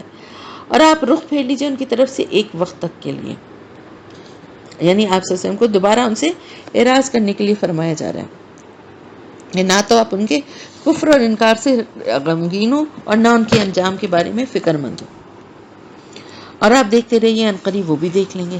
سبحان ربک رب العزت عما یصفون، پاک ہے آپ کا رب عزت اور اقتدار کا مالک ان تمام باتوں سے جو یہ لوگ بنا رہے ہیں۔ وسلام علی المرسلین، اور سلام ہو تمام رسولوں پر۔ والحمد للہ رب العالمین، اور تمام تعریفیں اور تمام شکر اللہ کے لیے ہے جو تمام جہانوں کا، دو بھی نہیں بلکہ عالمین ہے نا، یہ چھوٹی یہ اور نون سے، یعنی تمام جہانوں کا رب ہے۔ سورہ صاد والقرآن ذی الذکر، صاد قسم اس قرآن کی جو ذکر والا ہے۔ بل الذین کفروا فی عزت و شقاق، لیکن جن لوگوں نے کفر کی روش اختیار کی ہے وہ غرور اور ضد میں مبتلا ہیں، یعنی انہوں نے کیا کیا ہے؟ آپ صلی اللہ علیہ وسلم کے مقابلے میں ایک ضد یعنی ایک جیسے کہتے ہیں نا کہ زدم زدے والی ایک موقف انہوں نے اختیار کر لیا ہے، اور اپنی غرور تکبر جھوٹی انا کی وجہ سے اب اس پر اڑے ہوئے کہ کیسے ایمان لیا ہے۔ کم اہلکنا من قبلہم من قرن، کتنی ہی قوموں کو ہم نے ان سے پہلے ہلاک کیا ہے، تو وہ کیا کرتے تھے جب عذاب ان پر آتا تھا؟ چیخنے چلانے، حالانکہ تب خلاصی کا وقت نہیں رہا۔ اور انہیں بڑا تعجب ہوا ہے کہ ان کے پاس آیا خبردار کرنے والا انہی میں سے، یعنی یہ بڑی حیرت کی ان کو بات لگتی تھی۔ اور کافر کہتے ہیں کہ یہ ساحر ہے، کذاب ہے آپ صلی اللہ علیہ وسلم کے لیے۔ کیسے تمام معبودوں کو بس ایک معبود بنا دیا، یہ تو بڑی اچھی بات ہے، یعنی سارے معبودوں کی ہم عبادت چھوڑ کے صرف ایک کی عبادت کرنے لگے، یہ کیسی عجیب سی بات کر رہا ہے۔ اور چل پڑے ان کے سردار یہ کہتے ہوئے کہ چلو جاؤ اور جمے رہو اپنے معبودوں پر، یقیناً اس بات میں تو کوئی غرض پوشیدہ ہے۔ یعنی آپ دیکھیں کہ سچویشن کیا تھی کہ آپ صلی اللہ علیہ وسلم نے عام لوگوں کے ساتھ قریش کے چند سردار جو تھے وہ بھی موجود تھے، ان سب کے سامنے آپ جو ہے وہ اللہ کا جو پیغام ہے وہ لوگوں تک پہنچا رہے تھے اور ان کو نصیحت کر رہے تھے، اللہ کے راستے کی طرف بلا رہے تھے۔ اب لوگ سب کے سب غور سے سن رہے تھے، لیکن تھوڑی دیر میں کیا ہوا، تو ان کے سردار جو ہے نا وہ وہاں سے چل دیے اور باقیوں سے کہنے لگے کہ چھوڑو، چلو یہاں کھڑے ہو کے ان کی باتیں سننے کا کیا فائدہ، کیا ان کے کہنے پر ہم اپنے معبودوں کو چھوڑ دیں گے؟ جاؤ جاؤ اپنا کام کرو، ان کی باتوں پہ سنجیدگی سے غور کرنے کی ضرورت نہیں ہے، ان کے تو اس کے پیچھے ضرور ان کا کوئی مفاد پوشیدہ ہے۔ یہ دعوت تو اس غرض سے دی جا رہی ہے کہ محمد صلی اللہ علیہ وسلم یہاں اپنا اقتدار قائم کر کے ہم پر حکم چلانا چاہتے ہیں۔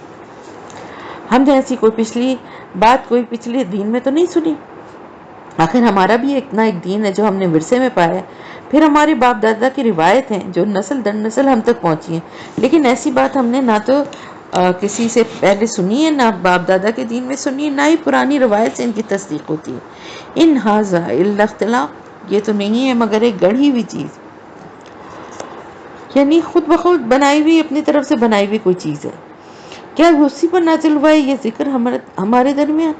یعنی اگر یہ واقعی اللہ کا کلام ہے تو کیا یہ محمد صلی اللہ علیہ وسلم پر ہی نازل ہونا چاہیے تھا؟ اللہ کو ہمارے بڑے بڑے سردار اور سرمایہ داروں میں سے کوئی اعلیٰ شخصیت نظر نہیں آئی، بلکہ حقیقت یہ ہے کہ لوگ میرے ذکر کے معاملے میں شک میں پڑ گئے۔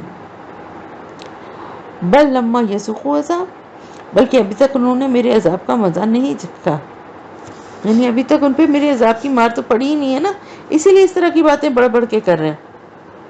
کیا ان کے اختیار میں آپ کی رحمت کی خزانے جو بہت زبردست، بہت عطا کرنے والا ہے، یعنی کیا آپ کو اختیار دے دیا اللہ نے ان خزانوں کا؟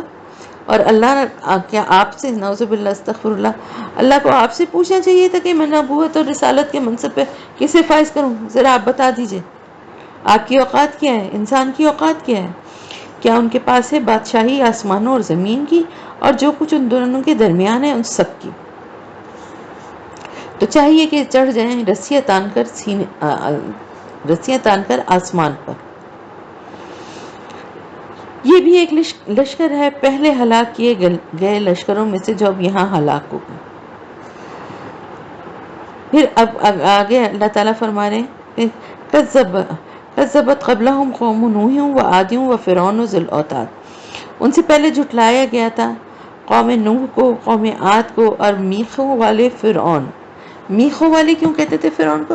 اس لیے کہ کہا جاتا ہے کہ اس کا لشکر جو ہے نا بہت بڑا لشکر تھا، اور جب وہ جہاں بھی سفر کرتا تھا اپنے لشکروں کے ساتھ سفر کرتا تھا، تو وہاں پر ایک کثیر تعداد جو ہے نا وہ گھوڑوں اور خچروں کی جو ہے صرف خیمے کے کھوٹے اٹھانے کے لیے مختص تھے، یعنی خیمے لگائے جاتے تھے نا، اور جب جاتے تھے تو خیمے لگانے کے لیے ان میخوں کو ٹھوکا جاتا تھا اور واپس وہاں سے نکلتے ہوئے پھر ان کو اکھاڑ کے ان کو سوار کیا جاتا تھا ان کے پر۔ تو اللہ تعالیٰ فرما رہے ہیں کہ اسی وجہ سے جو ہے نا فرعون کو ذی الاوتاد کہا گیا ہے، یعنی اس کی کثرت افواج کی طرف اشارہ ہے۔ وَثَمُودُ وَقَوْمُ لُوطٍ وَأَصْحَابُ الْأَيْكَةِ اولئک الاحزاب، قوم سمود، قوم لوط اور ایکا والے یعنی قوم شعیب، یہ ہیں وہ لشکر۔ ان سب نے ہی رسولوں کی تکذیب کی تو وہ میری سزا کے مستحق ہو گئے، یعنی ان کی قوموں نے. اور یہ لوگ بھی اب منتظر نہیں ہیں مگر صرف ایک چنگھاڑ کے جس میں کوئی وقفہ نہیں ہوگا، یعنی مشرکین مکہ. قالوا وقالوا ربنا اجل لنا قطنا رب قبل یوم الحساب، اور وہ کہتے ہیں کہ اے ہمارے رب ہمارا حصہ تو ہمیں جلدی دے دے یوم حساب سے پہلے. یعنی آپ صلی اللہ علیہ وسلم کو ڈراتے رہتے تھے، آپ صلی اللہ علیہ وسلم ہمیں ڈراتے رہتے ہیں کہ ہمیں مرنے کے بعد اٹھایا جائے گا، پھر ایک ایک عمل کا حساب ہوگا، پھر ہمیں سزا دی جائے گی. تو یہ کام ابھی کیوں نہیں ہو رہا؟ اس لیے بہتر یہ ہے کہ ابھی ہمارا حساب کتاب کر لے اور پھر ہمارے ہاتھ میں پکڑا دے کہ ہماری کتنی زندگی ہے اور ہماری نیکیوں کی کتنی مہلت باقی ہے، پھر دیکھتے ہیں اپنے طور پہ جس کو جو مناسب لگے وہ کر لے.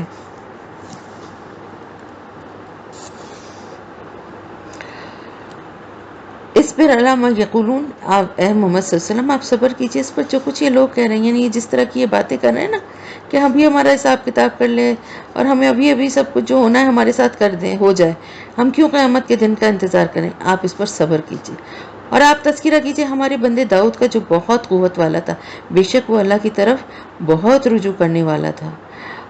ان سخرنا الجبال معه يسبحن بالعشي والاشراق، اور ہم نے تو اس کے ساتھ پہاڑوں کو مسخر کر دیا تھا جو اس کے ساتھ تسبیح کرتے تھے شام کو بھی اور صبح کے وقت بھی، اور پرندے بھی جو کہ جمع کر دیے جاتے تھے، یہ سب کے سب اس کی طرف رجوع کرنے والے تھے. یعنی حضرت داؤد علیہ السلام جب اللہ کی حمد و ثنا کرتے تھے اور ان کو جو کتاب ملی تھی نا زبور، اس میں زیادہ تر حمدیہ جو ہے وہ کلام ہے، تو وہ جب پڑھتے تھے اور اتنی پرسوز اور اتنی خوبصورت آواز اللہ نے ان کو دی تھی کہ جب وہ اللہ کی حمد و ثنا بیان کرتے تھے تو پہاڑ چرند پرند خیر ظاہر جاندار ہیں، پہاڑ تک جو ہے وہ ان کی آواز سے آواز ملانے لگتے تھے اور ان کے ساتھ اللہ کی حمد کے جو کو وہ بھی گانا شروع ہو جاتے تھے ان کے ساتھ مل کے. اور ہم نے اس کی حکومت کو خوب مضبوط کیا تھا اور ہم نے اسے حکمت عطا کی تھی اور فیصلہ کن بات کہنے کی صلاحیت کی.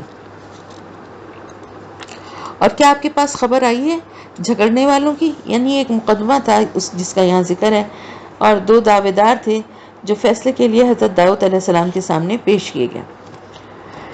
اس تصور المحراب، جب وہ دیوار پھلانگ کر محراب میں داخل ہوئے، یعنی حضرت داؤد علیہ السلام تنہائی میں عبادت کر رہے تھے کہ دو شخص جو ہیں اچانک آپ کے پاس آپ کے حجرے میں آ گئے. جب وہ داؤد کے پاس آئے تو وہ ان سے ڈرا، یعنی سمجھ میں نہیں آیا نا کہ اچانک رات کے وقت اس طرح سے یہ غیر معمولی واقعہ نا، یہ دو نوجوان کیوں آئے؟ انہوں نے کہا آپ ڈرے نہیں، ہم دو مخالف فریق ہیں، ہم میں سے ایک نے دوسرے پر زیادتی کی ہے. یعنی ہم دونوں اپنا ایک مقدمہ ایک دعویٰ لے کر آئے ہیں جس میں دونوں ایک دوسرے سے دونوں کو شکایت ہے کہ اب آپ فیصلہ کریں کہ کس نے کس پر زیادتی کی ہے اور آپ اسے ٹالیے گا نہیں. یعنی یہ مقدمہ ہمارے لیے بہت اہم ہے اور سیدھی راہ کی طرف ہماری رہنمائی کیجیے. اب مقدمہ پیش کیا، انہوں نے کہا یہ میرا بھائی ہے، اس کے پاس 99 دمبیاں ہیں، یعنی دمبے کی فیمیل جو ہوتی ہیں، اور میری ایک ہی دمبی ہے، اور اب میں یہ کہتا ہے کہ وہ بھی میرے حوالے کر دو، اور گفتگو میں اس سے مجھے دبا لیا. داؤد علیہ السلام نے کہا یہ تو واقعی اس نے بہت ظلم کیا ہے، تمہاری دمبی کو اپنی دمبیوں کے ساتھ ملانے کا مطالبہ کر کے، اور یقیناً مشترکہ معاملہ رکھنے والوں میں سے اکثر ایک دوسرے پر زیادتی کرتے ہیں سوائے ان لوگوں کے جو صاحب ایمان اور نیک عمل والے ہوں، اور ایسے لوگ بہت کم ہوتے ہیں. وَظَنَّ داؤد انما فتناہ، اور داؤد کو اچانک خیال آیا کہ ہم نے اسے آزمایا ہے. یعنی حضرت داؤد علیہ السلام سمجھ گئے کہ یہ جو دو شخص ہیں ان کے پاس آنا اور مقدمہ پیش کرنا اللہ کی طرف سے تھا، اور اللہ نے یہ ساری صورتحال انہیں تنبیہ کرنے کے لیے پیدا فرمائی تھی. یہ بھی ایک واقعہ ہے جو تفصیل طلب ہے، تو بعد میں اس کو کریں گے. فَاسْتَغْفَرَ رَبَّهُ وَخَرَّ رَاكِعًا وَأَنَابَ، تو اس نے فوراً اپنے رب سے استغفار کیا اور اس کے حضور جھک گیا پوری طرح متوجہ ہو کے. آیت سجدہ ہے تو سجدہ کر لیں.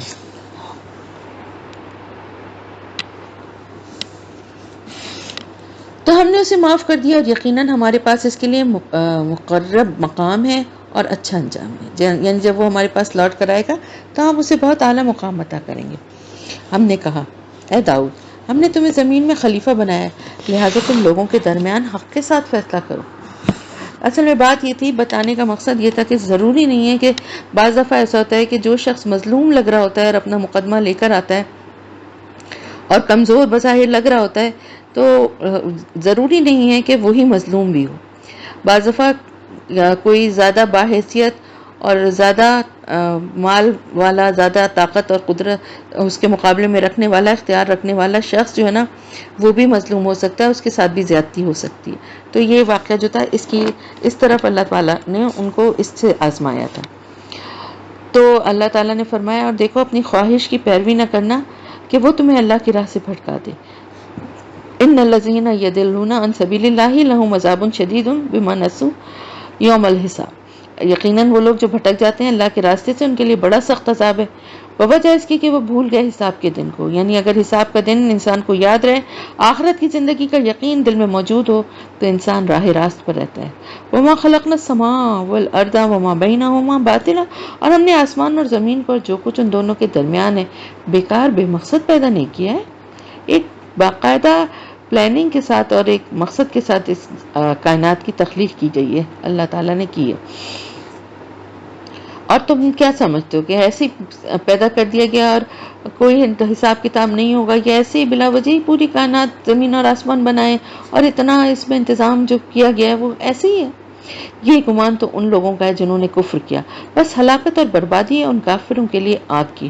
ام نجعل الذین آمنوا وعملوا الصالحات کالمفسدین فی الارض، کیا ہم ان لوگوں کو جو ایمان لائے اور انہوں نے نیک عمل کیے زمین میں فساد مچانے والوں کی طرح کر دیں؟ یعنی دونوں لوگ ایک جیسے برابر ہیں کیا؟ اور اگر آخرت میں جو ہے وہ اس کا فیصلہ نہ ہو، تو پھر تو اس دنیا میں جو ظالم اور جو بدماش لوگ ہیں، ہر وقت بدامنی پھیلاتے ہیں، لوٹ مار کرتے ہیں، اور جو نیک عمل کرتے ہیں، تو نہ تو نیکوں کو ان کی نیکیوں کا کوئی صلہ ملے گا اور نہ بروں کو ان کے گناہوں کی کوئی سزا ملے گی۔ دنیا میں تو دیکھیں نا، اکثر جو ہے غلط کام کر کے بھی لوگ چھوٹ جاتے ہیں، بچ جاتے ہیں، قانون کی گرفت میں بھی نہیں آتے، لوگوں کے کو ساتھ بھی ظلم و زیادتی کرتے ہیں، لوگ بھی ان سے بدلہ نہیں لے پاتے۔ اسی طرح جو نیک عمل کر رہے ہیں، چھپ کے کر رہے ہیں، اللہ کی رضا کے لیے کر رہے ہیں، ان کی وہ نیکیاں جو خالصتاً اللہ کی رضا کے لیے ہیں، تو یہ سارے معاملات کس طرح سے، یہ دنیا کس طرح سے، اسی طرح اگر لوگ مر کے ختم ہو جائیں، تو جو شر پھیلاتا رہا اس نے زندگی بھر جو چاہا جائز و ناجائز کیا اور پھر مر گیا، بات ختم ہو گئی۔ اور جو نیکی کا عمل کر رہے تھے اور اپنے پر سختی اور تکلیف اٹھا رہے تھے اللہ کے راستے پہ چلنے کے لیے، جو مشکلات تھیں ان کا سامنا کر رہے تھے، وہ بھی مر گئے، سب ختم۔ تو یہ تو ایسی ناانصافی تو اللہ کبھی نہیں کر سکتا نا، کہ ہم متقیوں کو فاجروں کی طرح کر دیں، یعنی اپنے نیک پرہیزگار بندوں کو ان فاسقوں اور گناہ گاروں کے برابر کر دیں۔ اے نبی صلی اللہ علیہ وسلم، یہ کتاب جو ہم نے آپ پر نازل کی ہے بہت بابرکت ہے، اور یہ کیوں نازل کی گئی ہے؟ تاکہ وہ اس کی آیات پر تدبر کریں اور ہوش مند عقل والے لوگ اس سے سبق حاصل کریں۔ وَوَهَبْنَا لِدَاؤُدَ سُلَيْمَانَ، اور ہم نے داؤد کو سلیمان جیسا بیٹا عطا کیا۔ نعم العبد انہ اواب، وہ بہت ہی اچھا بندہ تھا، بے شک وہ ہماری طرف بڑا ہی رجوع کرنے والا تھا۔ جب اس کے سامنے پیش کیے گئے شام کے وقت عمدہ نسل کے اصیل گھوڑے، یہ حضرت سلیمان علیہ السلام کے بارے میں، جن کی بہت بڑا لشکر تھا اور اللہ نے جن کو بہت بڑی بادشاہت دی تھی، تو اکثر وہ اپنی فوج کے مختلف دستوں کا معائنہ کیا کرتے تھے۔ تو ایسے ہی کسی ایک معائنے کے وقت ایک سپہر آپ کے سامنے گھوڑوں کے دستے پیش کیے گئے، اور وہ اتنے خوبصورت اور اتنے صحت مند اور توانا گھوڑے تھے کہ ان کے ساتھ حضرت سلیمان علیہ السلام ایسے مشغول ہوئے کہ سورج غروب ہو گیا اور آپ کی نماز عصر قضا ہو گئی۔ اب ان کو اس چیز کا کہ گھوڑوں کی مشغولیت کی وجہ سے میری نماز قضا ہو گئی، ان کو بے حد افسوس ہوا۔ فقال انی احببت حب الخیر عن ذکر ربی، تو اس نے کہا کہ میں نے پسند کر لیا مال کی محبت کو اپنے رب کے ذکر کے مقابلے میں۔ یعنی حب الخیر سے مراد ہے گھوڑوں کی محبت، مال و دولت کی محبت سے مراد ہے گھوڑوں کی محبت، کہ میں اتنی گھوڑوں کی محبت میں مشغول ہو گیا کہ اپنے رب کے ذکر کو ہی بھول گیا، یہاں تک کہ سورج چھپ گیا اونٹ میں۔ تو اس نے کہا واپس لاؤ ان کو میرے پاس۔ جب واپس لایا گیا تو اب وہ لگا تلوار مارنے ان کی ٹانگوں اور گردنوں، یعنی ان کو اپنی نماز قضا کرنے کا اس قدر افسوس تھا کہ انہوں نے گھوڑوں کو واپس منگوایا، اور شدید یعنی رنج اور تیش کے عالم میں انہوں نے ان کی گردنوں اور ٹانگوں پر تلوار سے وار کرنی شروع کر دی. یعنی اتنا ان کو اس چیز کا صدمہ ہوا کہ انہوں نے کہا کہ ان کی وجہ سے ان میں کھو کر ایسا ہوا تھا نا، تو اس وجہ سے انہوں نے ان گھوڑوں کو ہی قتل کرنا شروع کر دیا. اور اسی طرح ہم نے وَلَقَدْ فَتَنَّا سُلَيْمَانَ وَأَلْقَيْنَا عَلَىٰ كُرْسِيِّهِ جَسَدًا ثُمَّ ہم نے آزمائش میں ڈالا سلیمان کو، اور اس کے تخت پر ہم نے ایک جسد ڈال دیا، پھر اس نے رجوع کیا. اب اس کے بارے میں بھی ایک واقعہ جو ہے وہ کہا جاتا ہے کہ ایسا ہوا کہ ان سے کچھ ایک دفعہ جو ہے نا ان سے کوئی بات ہوئی اپنے سپہ سالاروں سے، تو انہوں نے غصے میں یہ کہا کہ تم یہ نہیں سمجھو کہ میرے اقتدار اور میری طاقت تم لوگوں کے بل پر قائم ہے. میں آج رات اپنی بیویوں کے پاس، ساری بیویوں کے پاس جاؤں گا، اور ان سب سے میرے بیٹے پیدا ہوں گے جو بڑے ہو کر میرا دست و بازو بنیں گے، یعنی تم پر میں ڈیپینڈ نہیں کروں گا پھر. لیکن یہ کہتے ہوئے انشاءاللہ کہنا بھول کے چنانچہ وہ اپنی سب بیویوں کے پاس گئے، لیکن ان میں سے صرف ان کی ایک بیوی کو حمل ٹھہرا، اور اس حمل سے بھی ایک ناقص الخلقت یعنی مکمل آزاد نہیں تھے جس بچے کے وہ پیدا ہوا جو آیا نے لا کر آپ کے تخت پر رکھ دیا. تو حضرت سلیمان علیہ السلام نے جو بات کہی تھی تو ظاہر دربار میں بھی یقیناً وہ بات مشہور ہو گئی تھی. اس موقع پہ انہیں بہت سبکی اٹھانی پڑی. تو اب آپ یہ دیکھیں کہ ان باتوں سے ہمیں کیا پتہ چلتا ہے کہ اللہ کے جو مقرب بندے ہیں، جو اللہ سے قریب ہوتے ہیں، ان کی چھوٹی سی چھوٹی جو بھول اور لاپرواہی ہوتی ہے نا، اس پر بھی اللہ تعالیٰ کی طرف سے مواخذہ ہوتا ہے. جبکہ عام لوگ جو ہوتے ہیں ان کی بڑی بڑی غلطیوں کو بھی نظر انداز کر دیا جاتا ہے. تو حضرت سلیمان علیہ السلام یہ بات کہتے ہوئے انشاءاللہ کہنے بھول گئے تھے. اور جس طرح سے ہم نے پڑھا تھا نا سورہ کہف میں پڑھا تھا ہم نے کہ جب آپ صلی اللہ علیہ وسلم سے انہوں نے سوال کیا تھا، لیکن پھر کئی دن تک وہی نہیں آئی تھی کیونکہ آپ بھی انشاءاللہ کہنا بھول گئے تھے. تو اس وجہ سے اللہ تعالیٰ کی طرف سے یہ ایک تنبیہ تھی ان کے لیے. پھر انہوں نے دعا کی کہ پروردگار مجھے معاف فرما دے اور مجھے ایسی حکومت عطا فرما جو میرے بعد کسی اور کو نہ ملے، یقیناً تو ہی عطا فرمانے والا ہے. اور اللہ نے ان کی یہ دعا قبول فرمائی اور ان کو جنوں، پرندوں اور ہواؤں پر بھی حکومت عطا فرمائی، اور ایسی حکومت پھر آپ کے بعد کسی اور کو نصیب نہیں ہوئی. تو ہم نے اس کے لیے ہوا کو بھی مسخر کر دیا. وہ اس کے حکم سے چلتی تھی بہت نرمی سے جہاں کہیں کا وہ قصد کرتا تھا. یعنی ہوا کا رخ متعین کرنا بھی آپ کے اختیار میں تھا. ہوا آپ کی مرضی سے آپ کو اور آپ کے ساتھیوں کو جو ہے خشکی اور سمندر کی مسافتیں طے کراتی تھی. وَالشَّيَاطِينَ كُلَّ بَنَّاءٍ وَغَوَّاصٍ، اور سرکش جنات کو بھی ہم نے، شیاطین سے مراد ہے سرکش جنات کو بھی ہم نے مسخر کر دیا تھا، سب کے سب عمارتیں بنانے والے اور غوطہ خوروں کو. یعنی بڑی بڑی عمارتیں حضرت سلیمان علیہ السلام کی حکومت سے یہ جنات بناتے تھے، اور سمندر کی تہہ سے موتی اور دیگر اشیاء بھی نکالتے تھے. وآخرین مقرنین فی الاسواد، اور دوسرے جنات کو بھی جو جکڑے ہوئے تھے زنجیروں میں. یعنی کچھ کو تو آپ نے سرکش جنوں کو کچھ کو تو آپ نے کام پر لگایا تھا، لیکن جو باقی تھے ان کو زنجیروں میں باندھ کر رکھا جاتا تھا کہ اگر کبھی ضرورت پڑے اچانک تو ان سے کام لیا جا سکے. یہ ہماری عطا ہے، پس تم چاہو تو لوگوں پر احسان کرو یا اپنے پاس روکے رکھو، اس پر کوئی حساب نہیں ہے. یعنی سلیمان علیہ السلام سے اللہ تعالیٰ نے فرما دیا تھا کہ جو نعمتیں تمہیں عطا کر رکھی ہیں ان میں سے جو چاہو لوگوں میں تقسیم کرو، اور جو چاہو اپنے پاس رکھو، اور جس کے لیے دل چاہے اس کو دو اور جس کو چاہو نہ دو. اس معاملے میں آپ سے کوئی حساب نہیں لیا جائے گا. وَإِنَّ لَهُ عِندَنَا لَزُلْفَىٰ وَحُسْنَ مَآبٍ، اور اس کے لیے ہمارے پاس مقام قرب بھی ہے اور بہت عمدہ ٹھکانہ بھی. یعنی یہ تو دنیا میں عطا کیا تھا نا، لیکن جب وہ لوٹ کر ہمارے پاس آئے گا تو اللہ کے پاس بھی انہیں بہت مقرب مقام، بہت بلند مراتب اور بڑے بڑے انعامات سے نوازا جائے گا. اور ذرا یاد کیجئے ہمارے بندے ایوب کو، جبکہ اس نے پکارا اپنے رب کو کہ مجھے شیطان نے شدید بیماری اور تکلیف میں مبتلا کر دیا. یہ بھی ہم پڑھ چکے ہیں واقعہ، اس لیے مختصر ہی کریں گے کہ حضرت ایوب علیہ السلام کی بیماری اور ان کا صبر تو مشہور ہی ہے. آپ کسی جلدی مرض میں مبتلا ہو گئے تھے جس کی وجہ سے آپ کا سارا جسم گلتا جا رہا تھا، اور انہوں نے بہت تکلیف اٹھائی. ان کا سارا مال و دولت بھی چلا گیا، ان کے رشتہ دار بھی ان سے منہ موڑ گیا، اور آل و اولاد جو ان کی تھیں وہ بھی کہا جاتا ہے کہ فوت ہو گئے. بچے بیٹے ان کے فوت ہو گئے، صرف ایک بیوی ساتھ رہ گئی تھی. تو ایک سرٹن ٹائم تک جو ہے ان کو اللہ کی طرف سے، کیونکہ شیطان نے یہ کہا تھا، اللہ کے بڑے نیک بندے تھے کہ ان کے پاس اتنی مال و دولت ہے اور اولاد ہے، اتنا سب کچھ ہے، تو اگر یہ آپ کا شکر ادا کرتے ہیں اور دین پر اور آپ کے دین کے راستے پہ چلنے والے ہیں تو کون سی کمال کی بات ہے، ان کے اوپر کوئی مشکل آئے تو پھر پتہ چلے۔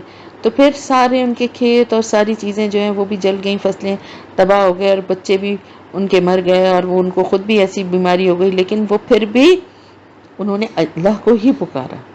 تو اللہ تعالیٰ نے فرمایا ذرا اپنا پاؤں زمین پر مارو، یہ جو ٹھنڈا پانی ہے یعنی جو چشمہ جاری ہوا یہ غسل کے لیے اور پینے کے لیے تھا۔ ان کی ایڑی مارنے سے زمین سے ٹھنڈے پانی کا چشمہ ابل پڑا، اور اس پانی میں اللہ تعالیٰ نے ایسی شفا رکھ دی کہ اس سے نہانے اور اس کو پینے سے آپ صحت یاب ہو گئے۔ ممکن ہے اس پانی میں گندک وغیرہ ہو یا کوئی اور ایسی کہ جس کی وجہ سے نہانے سے جلدی امراض کے مریض صحت یاب ہو جاتے ہوں، اور ویسے ظاہر ہے وہ تو خالصتاً اللہ تعالیٰ کی رحمت تھی ان کے اوپر، جو ان کو اللہ نے صحت دی، اور ہم نے اسے اور اس کے اہل و عیال بھی عطا کر دیے۔ کہا جاتا ہے کہ دوبارہ ان کے اس سے بھی زیادہ ان کے اللہ نے ان کو اولاد سے نوازا اور ان کے اہل و عیال سب ان کے پاس واپس آ گئے۔ رحمت منا و ذکر لأولی الالباب، یہ سب ہماری طرف سے رحمت کا مظہر اور یاد دہانی تھی ان لوگوں کے لیے جو عقل رکھتے ہیں۔ اور تم لے لو اپنے ہاتھ میں تنکوں کا ایک مٹھا تو اس سے ایک ضرب لگا دو اور قسم نہ توڑو۔ حضرت یوسف علیہ السلام نے کسی موقع پر اس بیماری کی حالت میں اپنی بیوی سے ناراض ہوئے تھے اور قسم کھائی تھی کہ یعنی اس وقت ان کے جسم میں اتنی ہمت ہی نہیں تھی نا کہ وہ کچھ اٹھ کے کچھ کر سکتے، تو انہوں نے قسم کھائی تھی کہ میں صحت مند ہو گیا تو 100 کوڑے ماروں گا۔ لیکن اب جب آپ صحت مند ہو گئے تو آپ فکر مند تھے کہ کیا کریں، کیونکہ بیوی نے بہت ساتھ دیا تھا، بہت خدمت کی تھی۔ تو اللہ تعالیٰ نے آپ کی رہنمائی کرتے ہوئے ایک طریقہ بتا دیا کہ آپ 100 تنکے لے کر ان کو باندھ کر ایک جھاڑو سا بنا لیں اور اسے اپنی بیوی کو ایک سر ہلکی سی لگا دیں۔ اس طرح آپ کی قسم بھی پوری ہو جائے گی اور آپ کی اہلیہ کو تکلیف بھی نہیں ہوگی۔ یقیناً ہم نے اسے صابر پایا، بہت ہی خوب بندہ، یقیناً وہ بڑا ہی رجوع کرنے والا تھا۔ اور تذکرہ کیجئے ہمارے بندوں ابراہیم، اسحاق اور یعقوب کا، جو قوت والے اور بصیرت والے تھے۔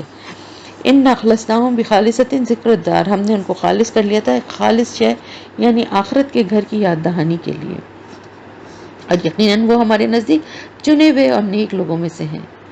یعنی جو شخص، اس سے ہمیں کیا پتہ چلتا ہے، اللہ کی طرف بلائے، اس کے دین کی دعوت کے لیے اپنی زندگی وقف کر دے اور جینا مرنا اسی مقصد کے لیے اس کا ہو، وہ اللہ کے نزدیک چنا ہوا اور اللہ کا خالص بندوں میں سے ہو جاتا ہے۔ اور ذکر کیجئے اسماعیل، الیسع اور ذوالکفل کا، یہ سب بھی بہت عمدہ لوگوں میں سے تھے۔ تو اس میں صرف حضرت اسماعیل کا ذکر جو ہے وہ قرآن میں موجود ہے، باقی یہ نام ہیں دونوں کے لیکن ان کی ڈیٹیل نہیں ہے۔ یہ ایک ذکر ہے اور یقیناً متقین کے لیے بہت ہی اچھی لوٹنے کی جگہ ہے۔ جنات عدن مفتحۃ لہم الابواب، یعنی ہمیشہ رہنے والے جو باغات ہیں جن کے دروازے ان کے لیے کھلے رکھے جائیں گے۔ اہل جنت کے لیے جنت کے دروازے کھولے رکھے جائیں گے کہ وہ ان کا استقبال کیا جائے، انہیں پہلے سے جیسے کسی مہمان کا انتظار کھلے دروازوں کے ساتھ کیا جاتا ہے نا، اس طرح سے۔ متقین فیہا یدعون فیہا بفاکہۃ کثیرۃ و شراب، اور اس میں وہ تکیے لگائے بیٹھے ہوں گے، طلب کریں گے اس میں میوے اور بہت سے اور مشروبات بھی، اور ان کے پاس ہوں گی ان کی بیویاں نیچی نگاہوں والی ان کی ہم عمر۔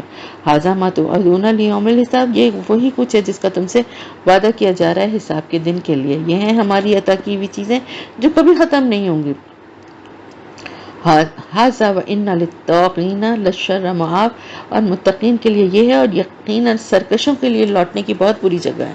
جہنم یصلونھا فبئس المہاد، یعنی جہنم جس میں وہ داخل ہوں گے بس وہ بہت ہی برا بچھونا ہوگا، یہ ہے ان کے لیے، بس اس کو چکھیں کھولتا ہوا پانی اور پیپ، اور اس طرح کی کئی دوسری چیزیں بھی، اس طرح کی بہت سی گندی خوفناک بدذائقہ چیزیں اہل جہنم کو کھانے اور پینے کے لیے دی جائیں گی۔ ھذا فوج مقتحم معکم، یہ ایک فوج ہے تمہارے ساتھ ہنسی چلی آ رہی ہے، یعنی جہنم میں پہلے سے ہی موجود ہوں گے، بہت لوگ ہوں گے، اور ہر نئے آنے والے گروہ سے وہ یہ کہیں گے ہم تو پہلے ہی اتنی مصیبت میں، اتنی جگہ بھی تنگ ہے، گرمی ہے، حبس ہے، آگ کے شعلے ہیں، اوپر سے تم بھی ہمارے اوپر دھنسے چلے آ رہے ہو۔ ان کے لیے کوئی کشادگی نہ ہو، یعنی جب ان کے لیے کوئی ان کو مرحبا کہنے والا یا خوش آمدید کہنے والا نہ ہوگا۔ یہ ہیں آگ میں گھس آنے والے۔ انہیں آنے والے کہیں گے کہ نہیں بلکہ تم ایسے ہو، تمہارے لیے نہ ہو کوئی کشادگی، تم نے اسے ہمارے لیے پہلے بھیجا ہے، یہ تو بہت ہی جگہ ہے، بری جگہ ہے ٹھہرنے کی۔ وہ کہیں گے ہمارے رب جس نے سب کچھ ہمارے لیے آگے بھیجا ہے تو اس کے لیے عذاب کو آگ میں دگنا بڑھا دے، یعنی جو ہمیں اس انجام کو پہنچانے کا ذریعہ بنے ہیں، جنہوں نے گمراہ کیا ہے، ان کو دوزخ کا دوہرا عذاب دے۔ وہ کہیں گے کیا بات ہے، ہم یہاں ان لوگوں کو نہیں دیکھ رہے جنہیں ہم دنیا میں برا شمار کرتے تھے، برے لوگوں میں شمار کرتے تھے، یعنی دنیا میں کچھ گھٹیا اور کم حیثیت لوگ بھی تو تھے نا جو محمد صلی اللہ علیہ وسلم پر ایمان لائے تھے، اور ہم انہیں وہاں پر تنگ کرتے تھے اور ان کا مذاق اڑایا کرتے تھے۔ آج وہ لوگ یہاں جہنم میں نظر نہیں آ رہے، معلوم نہیں کہاں چلے گئے۔ کیا ہم نے انہیں خواہ ہنسی مذاق بنا لیا تھا؟ ام زاغت عنہم الابصار، یا ہماری نگاہیں ان سے چوک رہی ہیں، یعنی کیا وہ لوگ جہنم میں موجود ہی نہیں ہیں، یا پھر ہمیں نظر نہیں آ رہے کہ وہ کہیں ایسی جگہ ہیں جو ہمیں نظر نہیں آ رہے۔ اہل جہنم کی ساری گفتگو اہل ایمان کے بارے میں ہوگی جو اس وقت جنت کی نعمتوں میں ہوں گے۔ یقیناً یہ حق ہے اہل جہنم کے مابین جھگڑا، یعنی یہ سب جو وہ باتیں کر رہے ہوں گے نا اہل جہنم، یہ بالکل یقین کرنا چاہیے کہ جس طرح اللہ تعالیٰ فرما رہے ہیں ہم بیان کر رہے ہیں، اسی طرح سے ان میں وہاں جھگڑا بحث و تکرار ہو رہی ہوگی۔ قل انما انا منذر وما من الہ الا اللہ الواحد القہار، اور اے نبی صلی اللہ علیہ وسلم کہہ دیجئے کہ میں تو بس ایک خبردار کرنے والا ہوں، اور نہیں ہے کوئی معبود سوائے اللہ کے، وہ اکیلا ہے اور ہر چیز پر پوری طرح چھایا ہوا ہے، اور وہ رب ہے آسمانوں اور زمین کا اور جو کچھ ان کے درمیان ہے، اور وہ بہت زبردست، بہت بخشنے والا ہے۔ قل ہوا نبأ عظیم، آپ کہہ دیجئے یہ ایک بہت بڑی خبر ہے، انتم عنہ موردون، اور تم اس سے اعراض کر رہے ہو، یعنی ہمارے رسول صلی اللہ علیہ وسلم تمہارے پاس بہت بڑی اور فیصلہ کن بات لے کر آئے، لیکن تم لوگ ہو کہ مسلسل اس سے اعراض کیے جا رہے ہو۔ مجھے کچھ علم نہیں ملائے اعلیٰ کے بارے میں جب وہ ہم بحث و تکرار کرتے ہوں گے۔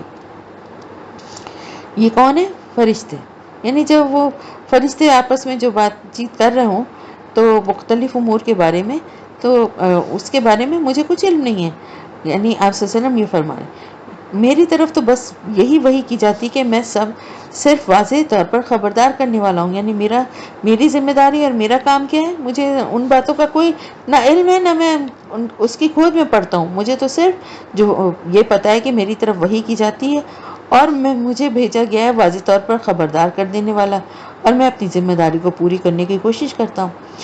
اس قال ربک للملائکۃ انی خالق بشرا من طین، جب کہا تھا آپ کے رب نے فرشتوں سے کہ میں بنانے والا ہوں ایک بشر کو مٹی سے، فَإِذَا سَوَّيْتُهُ، تو جب میں اس کو پوری طرح درست کر دوں اور میں اس میں اپنی روح میں سے پھونک دوں تو تم گر پڑنا اس کے سامنے سجدے میں۔ فَسَجَدَ الْمَلَائِكَةُ كُلُّهُمْ أَجْمَعُونَ، تو سجدہ کیا سب کے سب فرشتوں نے اکٹھے ہو کر، الا ابلیس استکبر وکان من الکافرین، سوائے ابلیس کے اس نے تکبر کیا اور وہ کافروں میں سے ہو گیا۔ اللہ تعالیٰ نے فرمایا اے ابلیس تجھے کس چیز نے روکا کہ تو اس کو سجدہ کرتا جسے میں نے اپنے دونوں ہاتھوں سے بنایا؟ اب اللہ نے دونوں ہاتھوں سے، یہ بھی متشابہات ہے، استعارہ ہے، اللہ تعالیٰ نے کس طرح بنایا ہے یہ اللہ تعالیٰ نے ہماری سمجھنے کے لیے، کیونکہ ہم دنیا میں انسان جو ہاتھوں سے بناتے ہیں نا، اس لیے یہ لفظ یہاں استعمال کیا، ورنہ اللہ کی ذات جو ہے نا اس کو ہاتھوں اور پیروں اور اس چیزوں کی سے وہ کیا ہے وہ ذات، ہمیں اس بارے میں سوچنا ہی نہیں چاہیے۔ کیا تو نے تکبر کیا یا تو عالی مرتبہ لوگوں میں سے ہے؟ قال انا خیر منہ، اس نے کہا میں اس سے بہتر ہوں، اس نے کہا ہاں یہ بات صحیح ہے کہ میں اس سے بہتر اور برتر ہوں، مجھے بنایا تو نے آگ سے اور اس کو بنایا مٹی سے۔ قال فاخرج منها فانک رجیم، اللہ نے فرمایا نکل جاؤ یہاں سے، اب تم مردود ہو گئے ہو، وان علیک لعنتی الی یوم الدین، اور اب تم پر میری لعنت رہے گی جزا اور سزا کے دن تک۔ اس نے کہا ہے میرے رب پہ مجھے مہلت دے اس دن تک جب یہ لوگ دوبارہ اٹھائے جائیں گے، یعنی پھر بھی اتنی نافرمانی کرنے کے بعد اللہ کے کو غضب میں مطلب لانے کا سبب بن رہی تھی اس کی نافرمانی، اس کے باوجود اس کو پتا تھا کہ مانگ کس سے سکتے ہیں، صرف اللہ سے ہی مانگ سکتے ہیں نا، اس کے علاوہ تو کسی سے مانگ ہی نہیں سکتے، تو اس نے کہا مجھے اتنی مہلت دے دیں جب یہ لوگ دوبارہ اٹھائے جائیں گے، یعنی قیامت کے دن تک۔ قال فإنک من المنظرین، اللہ تعالیٰ نے فرمایا ٹھیک ہے تمہیں یہ مہلت دے دی گئی۔ اس دن تک جس کا وقت طے شدہ ہے، یعنی اللہ تعالیٰ کو پتا ہے کہ اس کا وقت کیا ہے، وہ طے شدہ ہے۔ اس نے کہا پس تیری عزت کی قسم میں ان سب کو گمراہ کر کے رہوں گا، الا عبادک منہم المخلصین، سوائے ان میں سے تیرے ان بندوں کے جنہیں تو نے خالص کر لیا۔ قال فالحق والحق اقول، اللہ نے فرمایا حق تو حق یہ ہے اور میں تو حق ہی کہتا ہوں، یعنی یہ جو میں بات کہی ہے یہ بالکل حق ہے۔ پھر میں بھی بھر کر رہوں گا جہنم کو تجھ سے اور ان سب سے جو تیری پیروی کرو، یعنی اگر تجھے مہلت دی جا رہی ہے اور تجھے یہ اختیار دیا جا رہا ہے کہ تو گمراہ کرنے کی کوشش کر لے، بہکا لے، وسوسے ڈال دے، زبردستی نہیں کر سکتا، تو پھر اس مہلت کے بعد کیا ہوگا کہ صرف تو ہی نہیں بلکہ جو تیری پیروی کریں گے ان سب سے اس جہنم کو میں بھر دوں گا۔ آپ کہیے کہ میں تم سے اس پر کوئی اجر نہیں مانگتا۔ سب سے بڑی بات یہی رسول صلی اللہ علیہ وسلم نے بھی کہی، اور ہر رسول یہ کہتا تھا کہ بھائی یہ بات تو سوچو نا، کتنی سمپل سی بات ہے، تم سے کچھ مانگا ہے، کوئی معاوضہ مانگ رہے ہیں، صرف اللہ کی طرف تمہیں بلا رہے ہیں، دعوت دے رہے ہیں، اچھی باتیں بتا رہے ہیں، اچھے کام کرنے کا کہہ رہے ہیں، تو تمہیں کیا تکلیف ہے؟ آج دیکھیں نا ذرا سا کوئی کچھ بتانے کی، آج کل کیا ہے، کوئی کچھ بتاتا ہے یا کوئی چیز، کوئی ہنر سکھانا ہے یا کچھ بتانے کے کتنے پیسے لیے جاتے ہیں۔ تو رسول جو ہیں وہ تو صرف اللہ کی رضا کے لیے اللہ کے پیغام کو لوگوں تک پہنچاتے تھے، اس کا کوئی معاوضہ تو نہیں لیتے تھے، اور میں کوئی بناوٹ کرنے والوں میں سے بھی نہیں ہوں۔ ان ہوا الا ذکر للعالمین، نہیں ہے مگر یہ کیا دہانی اور نصیحت تمام جہان والوں کے لیے، اور تم ضرور جان لوگے اس کی اصل خبر ایک وقت کے بعد، یعنی لوگوں تک قرآن کا پیغام پہنچ چکا ہے اور انہیں اچھی طرح سے یاد دہانی بھی کرا دی گئی ہے، ہر لحاظ سے ان پر حجت قائم ہو چکی ہے۔ تو اب اگر نہیں مانیں گے تو پھر ان کے یعنی حق اور باطل کا جو فیصلہ ہے وہ بھی بہت جلد ہونے والا ہے، یعنی اب جو ہے آہستہ آہستہ ان کی مہلت بھی کم ہوتی جا رہی ہے، لیکن اصل وقت کیا ہے ان کو عذاب دینے یا سزا دینے کا وہ اللہ کو پتہ ہے۔ بسم اللہ الرحمن الرحیم، سورہ زمر۔ تنزیل الکتاب من اللہ العزیز الحکیم، اس کتاب کا نازل کیا جانا ہے اس اللہ کی طرف سے جو زبردست کمال حکمت والا ہے۔ انا انزلنا الیک الکتاب بالحق، اے نبی صلی اللہ علیہ وسلم ہم نے آپ پر یہ کتاب اتاری حق کے ساتھ۔ فاعبد اللہ مخلصا لہ الدین، بس بندگی کرو اللہ کی اپنی اطاعت کو اس کے لیے خالص کرتے ہوئے۔ الا للہ الدین الخالص، والذین اتخذوا من دونہ اولیاء، اور جن لوگوں نے اللہ کے سوا کچھ اور کو اولیاء بنایا ہوا، اور وہ کہتے ہیں کہ ہم تو ان کو صرف اس لیے پوچھتے ہیں کہ ہمیں اللہ سے قریب کر دیں، یعنی اصل میں تو ہم بھی اللہ کی ہی عبادت کرتے ہیں، لیکن یہ دوسرے معبود تو ان کو اللہ تک پہنچنے اور ان کا اللہ کا قرب حاصل کرنے کا وسیلہ ہیں، ہم تو اس لیے کرتے ہیں۔ جیسے کہ آج کل پیروں کو، فقیروں کو، بزرگوں کو، مزاروں کو کیا کہتے ہیں کہ اللہ کے نیک بندے ہیں نا، یہ عبادت تو ہم ایک ہی اللہ کی کرتے ہیں، لیکن یہ اللہ کے نیک بندے ہیں جو اللہ کے سامنے ہماری جو بات ہے، جو ہماری دعا ہے اس کو پہنچائیں گے، یہ وسیلہ ہیں اور وہ اللہ کے پاس ہماری سفارش کریں گے۔ یقیناً اللہ فیصلہ کر دے گا ان کے درمیان اور تمام چیزوں میں جن میں یہ اختلاف کر رہے ہیں۔ ان اللہ لا یہدی من ہوا کاذب کفار، اللہ ہرگز ہدایت نہیں دیتا جھوٹے اور ناشکرے لوگوں کو۔ لو اراد اللہ ان یتخذ ولدا لاصطفى مما یخلق ما یشاء، اگر اللہ کا واقعی ارادہ ہوتا کہ کسی کو اولاد بنائے تو وہ چن لیتا اپنی مخلوق میں سے جسے چاہتا، یعنی اللہ کے ہاں تو کوئی نہ اولاد ہے اور نہ کوئی اولاد کا تصور ہے اور نہ اس کو اس کی کوئی حاجت ہے، نہ ضرورت ہے، اور اللہ کی ذات اس سب چیزوں سے پاک ہے۔ لیکن اگر اس کو ضرورت ہوتی تو اتنی مخلوقات ہیں، اس کی فرشتے ہیں، جن ہیں، انسان ہیں، یا وہ چاہتا تو کوئی نہیں اور کوئی مخلوق بنا لیتا، تو کوئی ایسی اللہ کے لیے کوئی چیز جو ہے وہ ناممکن تو نہیں تھی نا، کہ اگر وہ ارادہ کرتا تو وہ کر سکتا تھا وہ جو چاہتا۔ تم اپنی طرف سے کیسے اللہ کے لیے اس طرح کی باتیں کرتے ہو؟ اگر اللہ نے نہیں، اللہ کی ذات اس سے پاک ہے تو تم اس طرح کا بہتان کیسے لگا رہے ہو؟ سبحانہ هو اللہ الواحد القہار، اصل بات تو یہ ہے کہ وہ پاک ہے، وہ ذات، وہ اللہ ہے اکیلا اور تمام کائنات پر چھایا ہوا ہے، ہر چیز پر، ہر تمام کائنات، تمام مخلوقات پر اسی کی حکومت قائم ہے اور وہ سب پر قابو رکھنے والا ہے۔ اس نے پیدا کیا آسمانوں اور زمینوں کو حق کے ساتھ، یکور اللیل علی النہاری و یکور النہار علی اللیل، وہ رات کو لپیٹ دیتا ہے دن پر اور دن کو لپیٹ دیتا ہے رات پر. وسخر الشمس والقمر، اور اس نے مسخر کر دیا سورج اور چاند کو، کل یجری لاجل مسمى، یہ سب کے سب چل رہے ہیں ایک وقت معین تک کے لیے. الا هو العزیز الغفار، آگاہ ہو جاؤ وہ بڑا زبردست ہے بہت بخشنے والا. اس نے پیدا کیا تمہیں ایک جان سے، پھر اسی جان سے اس کا جوڑا بنایا. بار بار دیکھیں یہ مضامین کیوں آ رہے ہیں، اچھی طرح ذہن نشین بنانے کے لیے، مختلف طرح سے مثالیں مختلف مواقع پہ دے کے ایک ہی بات کو بہت اچھی طرح سمجھانا، کلیئر کرنا، دماغ میں بٹھا دینا اس لیے. اور تمہارے لیے مویشیوں میں سے 8 جوڑے اتار دیے. پڑھ چکے ہیں نا سورہ نام میں کون سے 8 جوڑے ہیں. وہ پیدا کرتا ہے، یخلقکم فی بطون امہاتکم خلقا من بعد خلق، وہ پیدا کرتا ہے تمہیں تمہاری ماؤں کے پیٹوں میں ایک خلق کے بعد دوسرا خلق. فی ظلمات ثلاث، 3 اندھیروں کے اندر، یعنی بچے کی تخلیق کا یہ عمل جو ہے نا 3 پردوں کے اندر ہوتا ہے.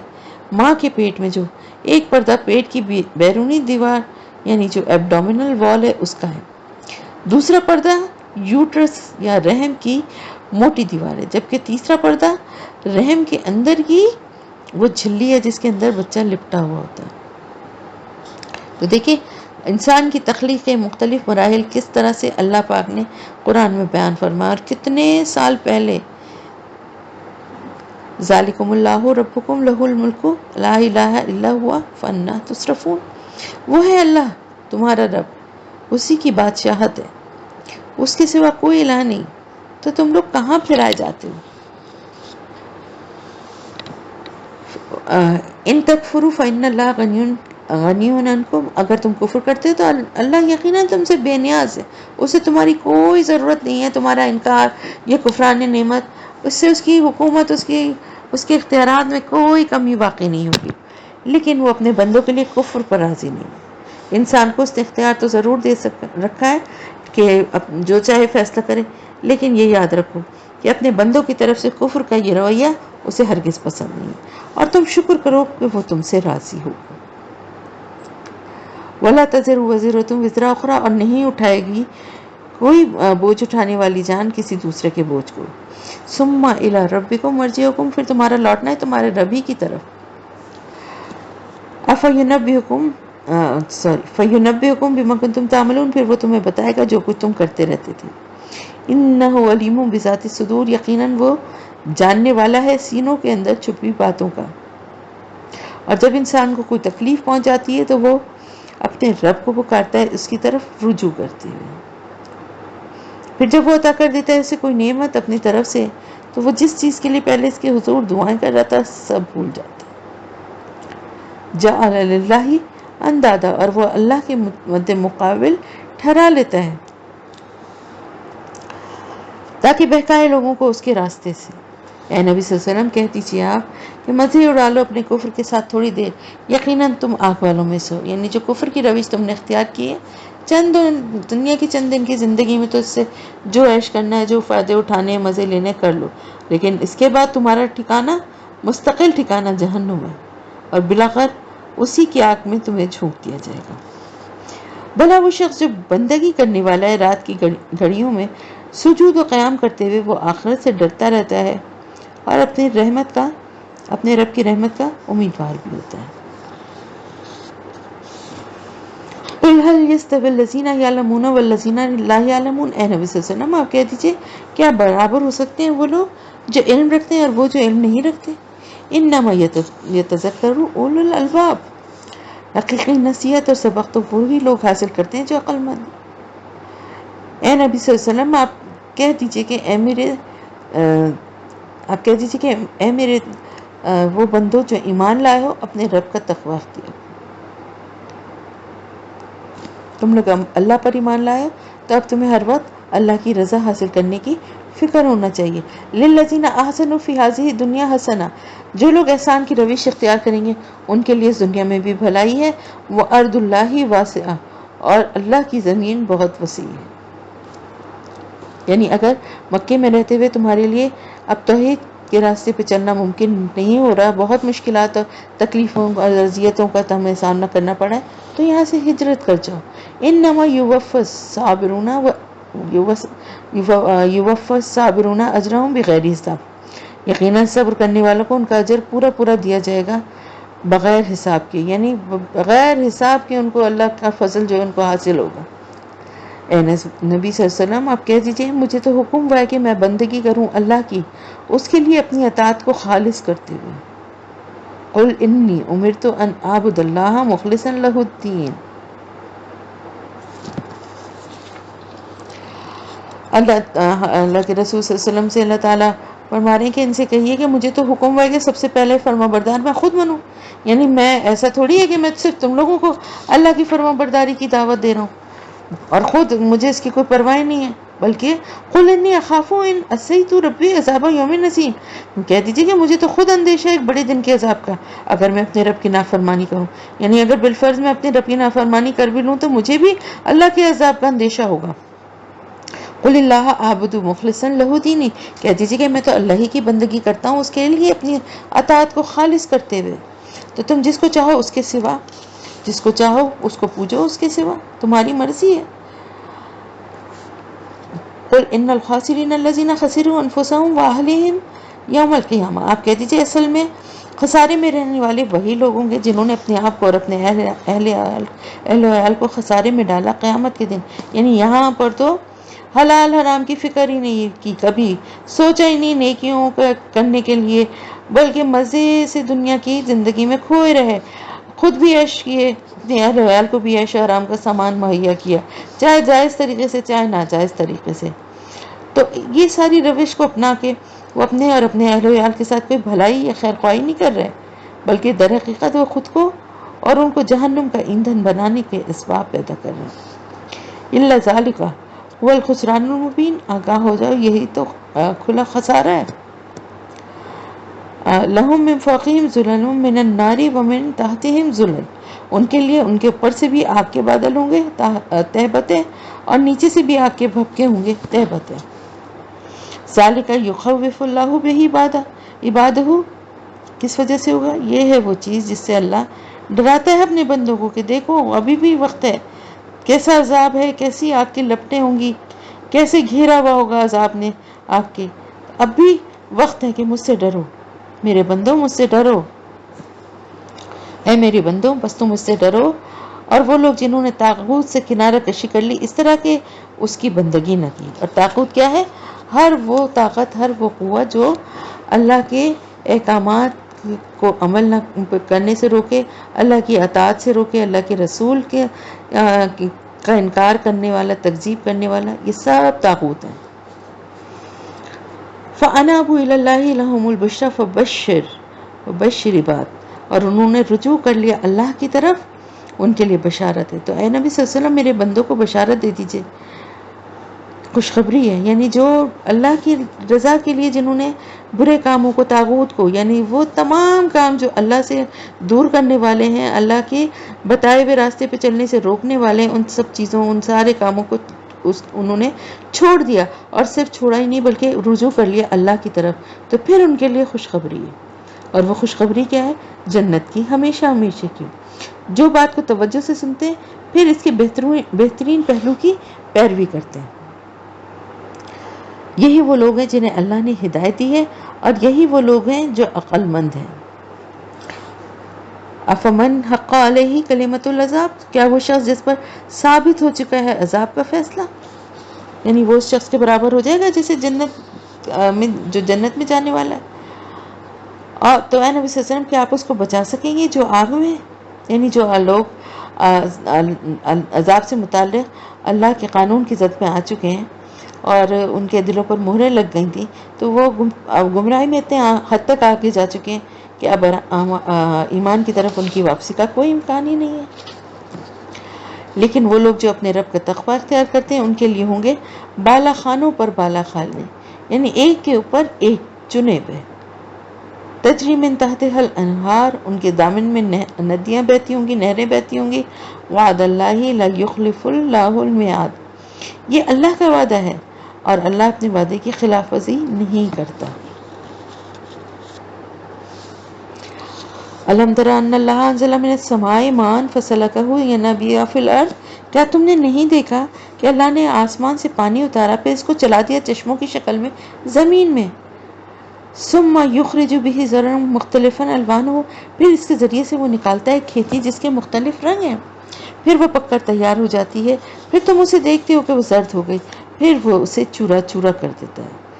یعنی کچھ عرصے پہلے جس کھیت میں فصل لہلہا رہی تھی اب وہاں خاک اڑ رہی ہے، خشک بھوسے کے کچھ تنکے ہیں جو ادھر ادھر بکھرے نظر آ رہے ہیں۔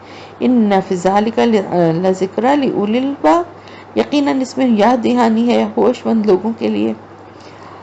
یعنی اگر غور سے دیکھیں تو یہی اللہ کی بہت بڑی قدرت کی نشانیاں ہیں اور مزید معجزوں کی ضرورت ہی نہیں ہے۔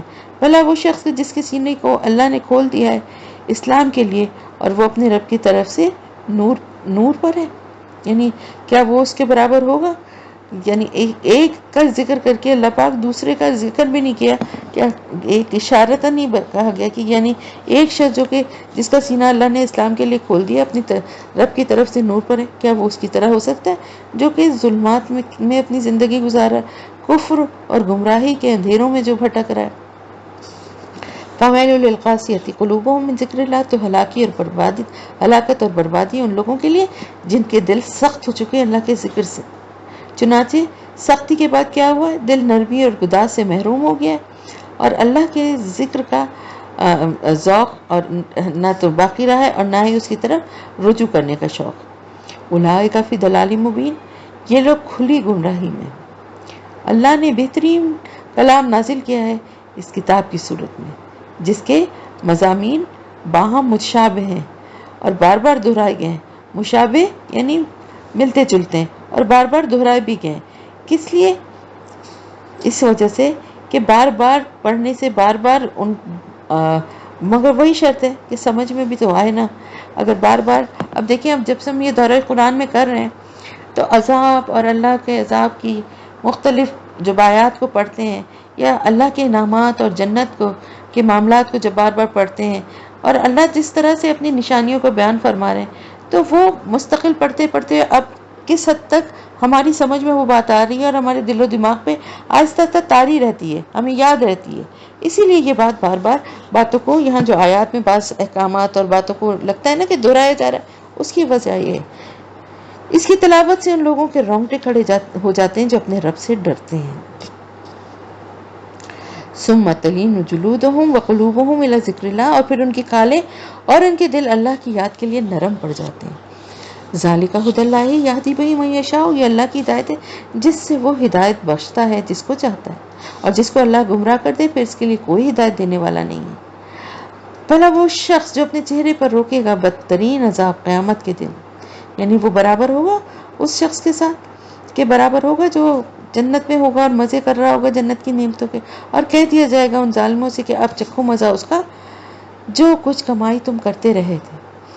کذب الذین من قبلہم فاتاہم العذاب من حیث لا یشعرون، اے نبی صلی اللہ علیہ وسلم جھٹلایا تھا انہوں نے بھی جو ان سے پہلے تھے، تو ان پر پھر آ دھمکا عذاب وہاں سے جہاں سے انہیں گمان تک نہ تھا۔ فذاقہم اللہ الخزی فی الحیاۃ الدنیا، تو اللہ نے انہیں دنیا کی زندگی میں رسوائی کا مزہ چکھا دیا۔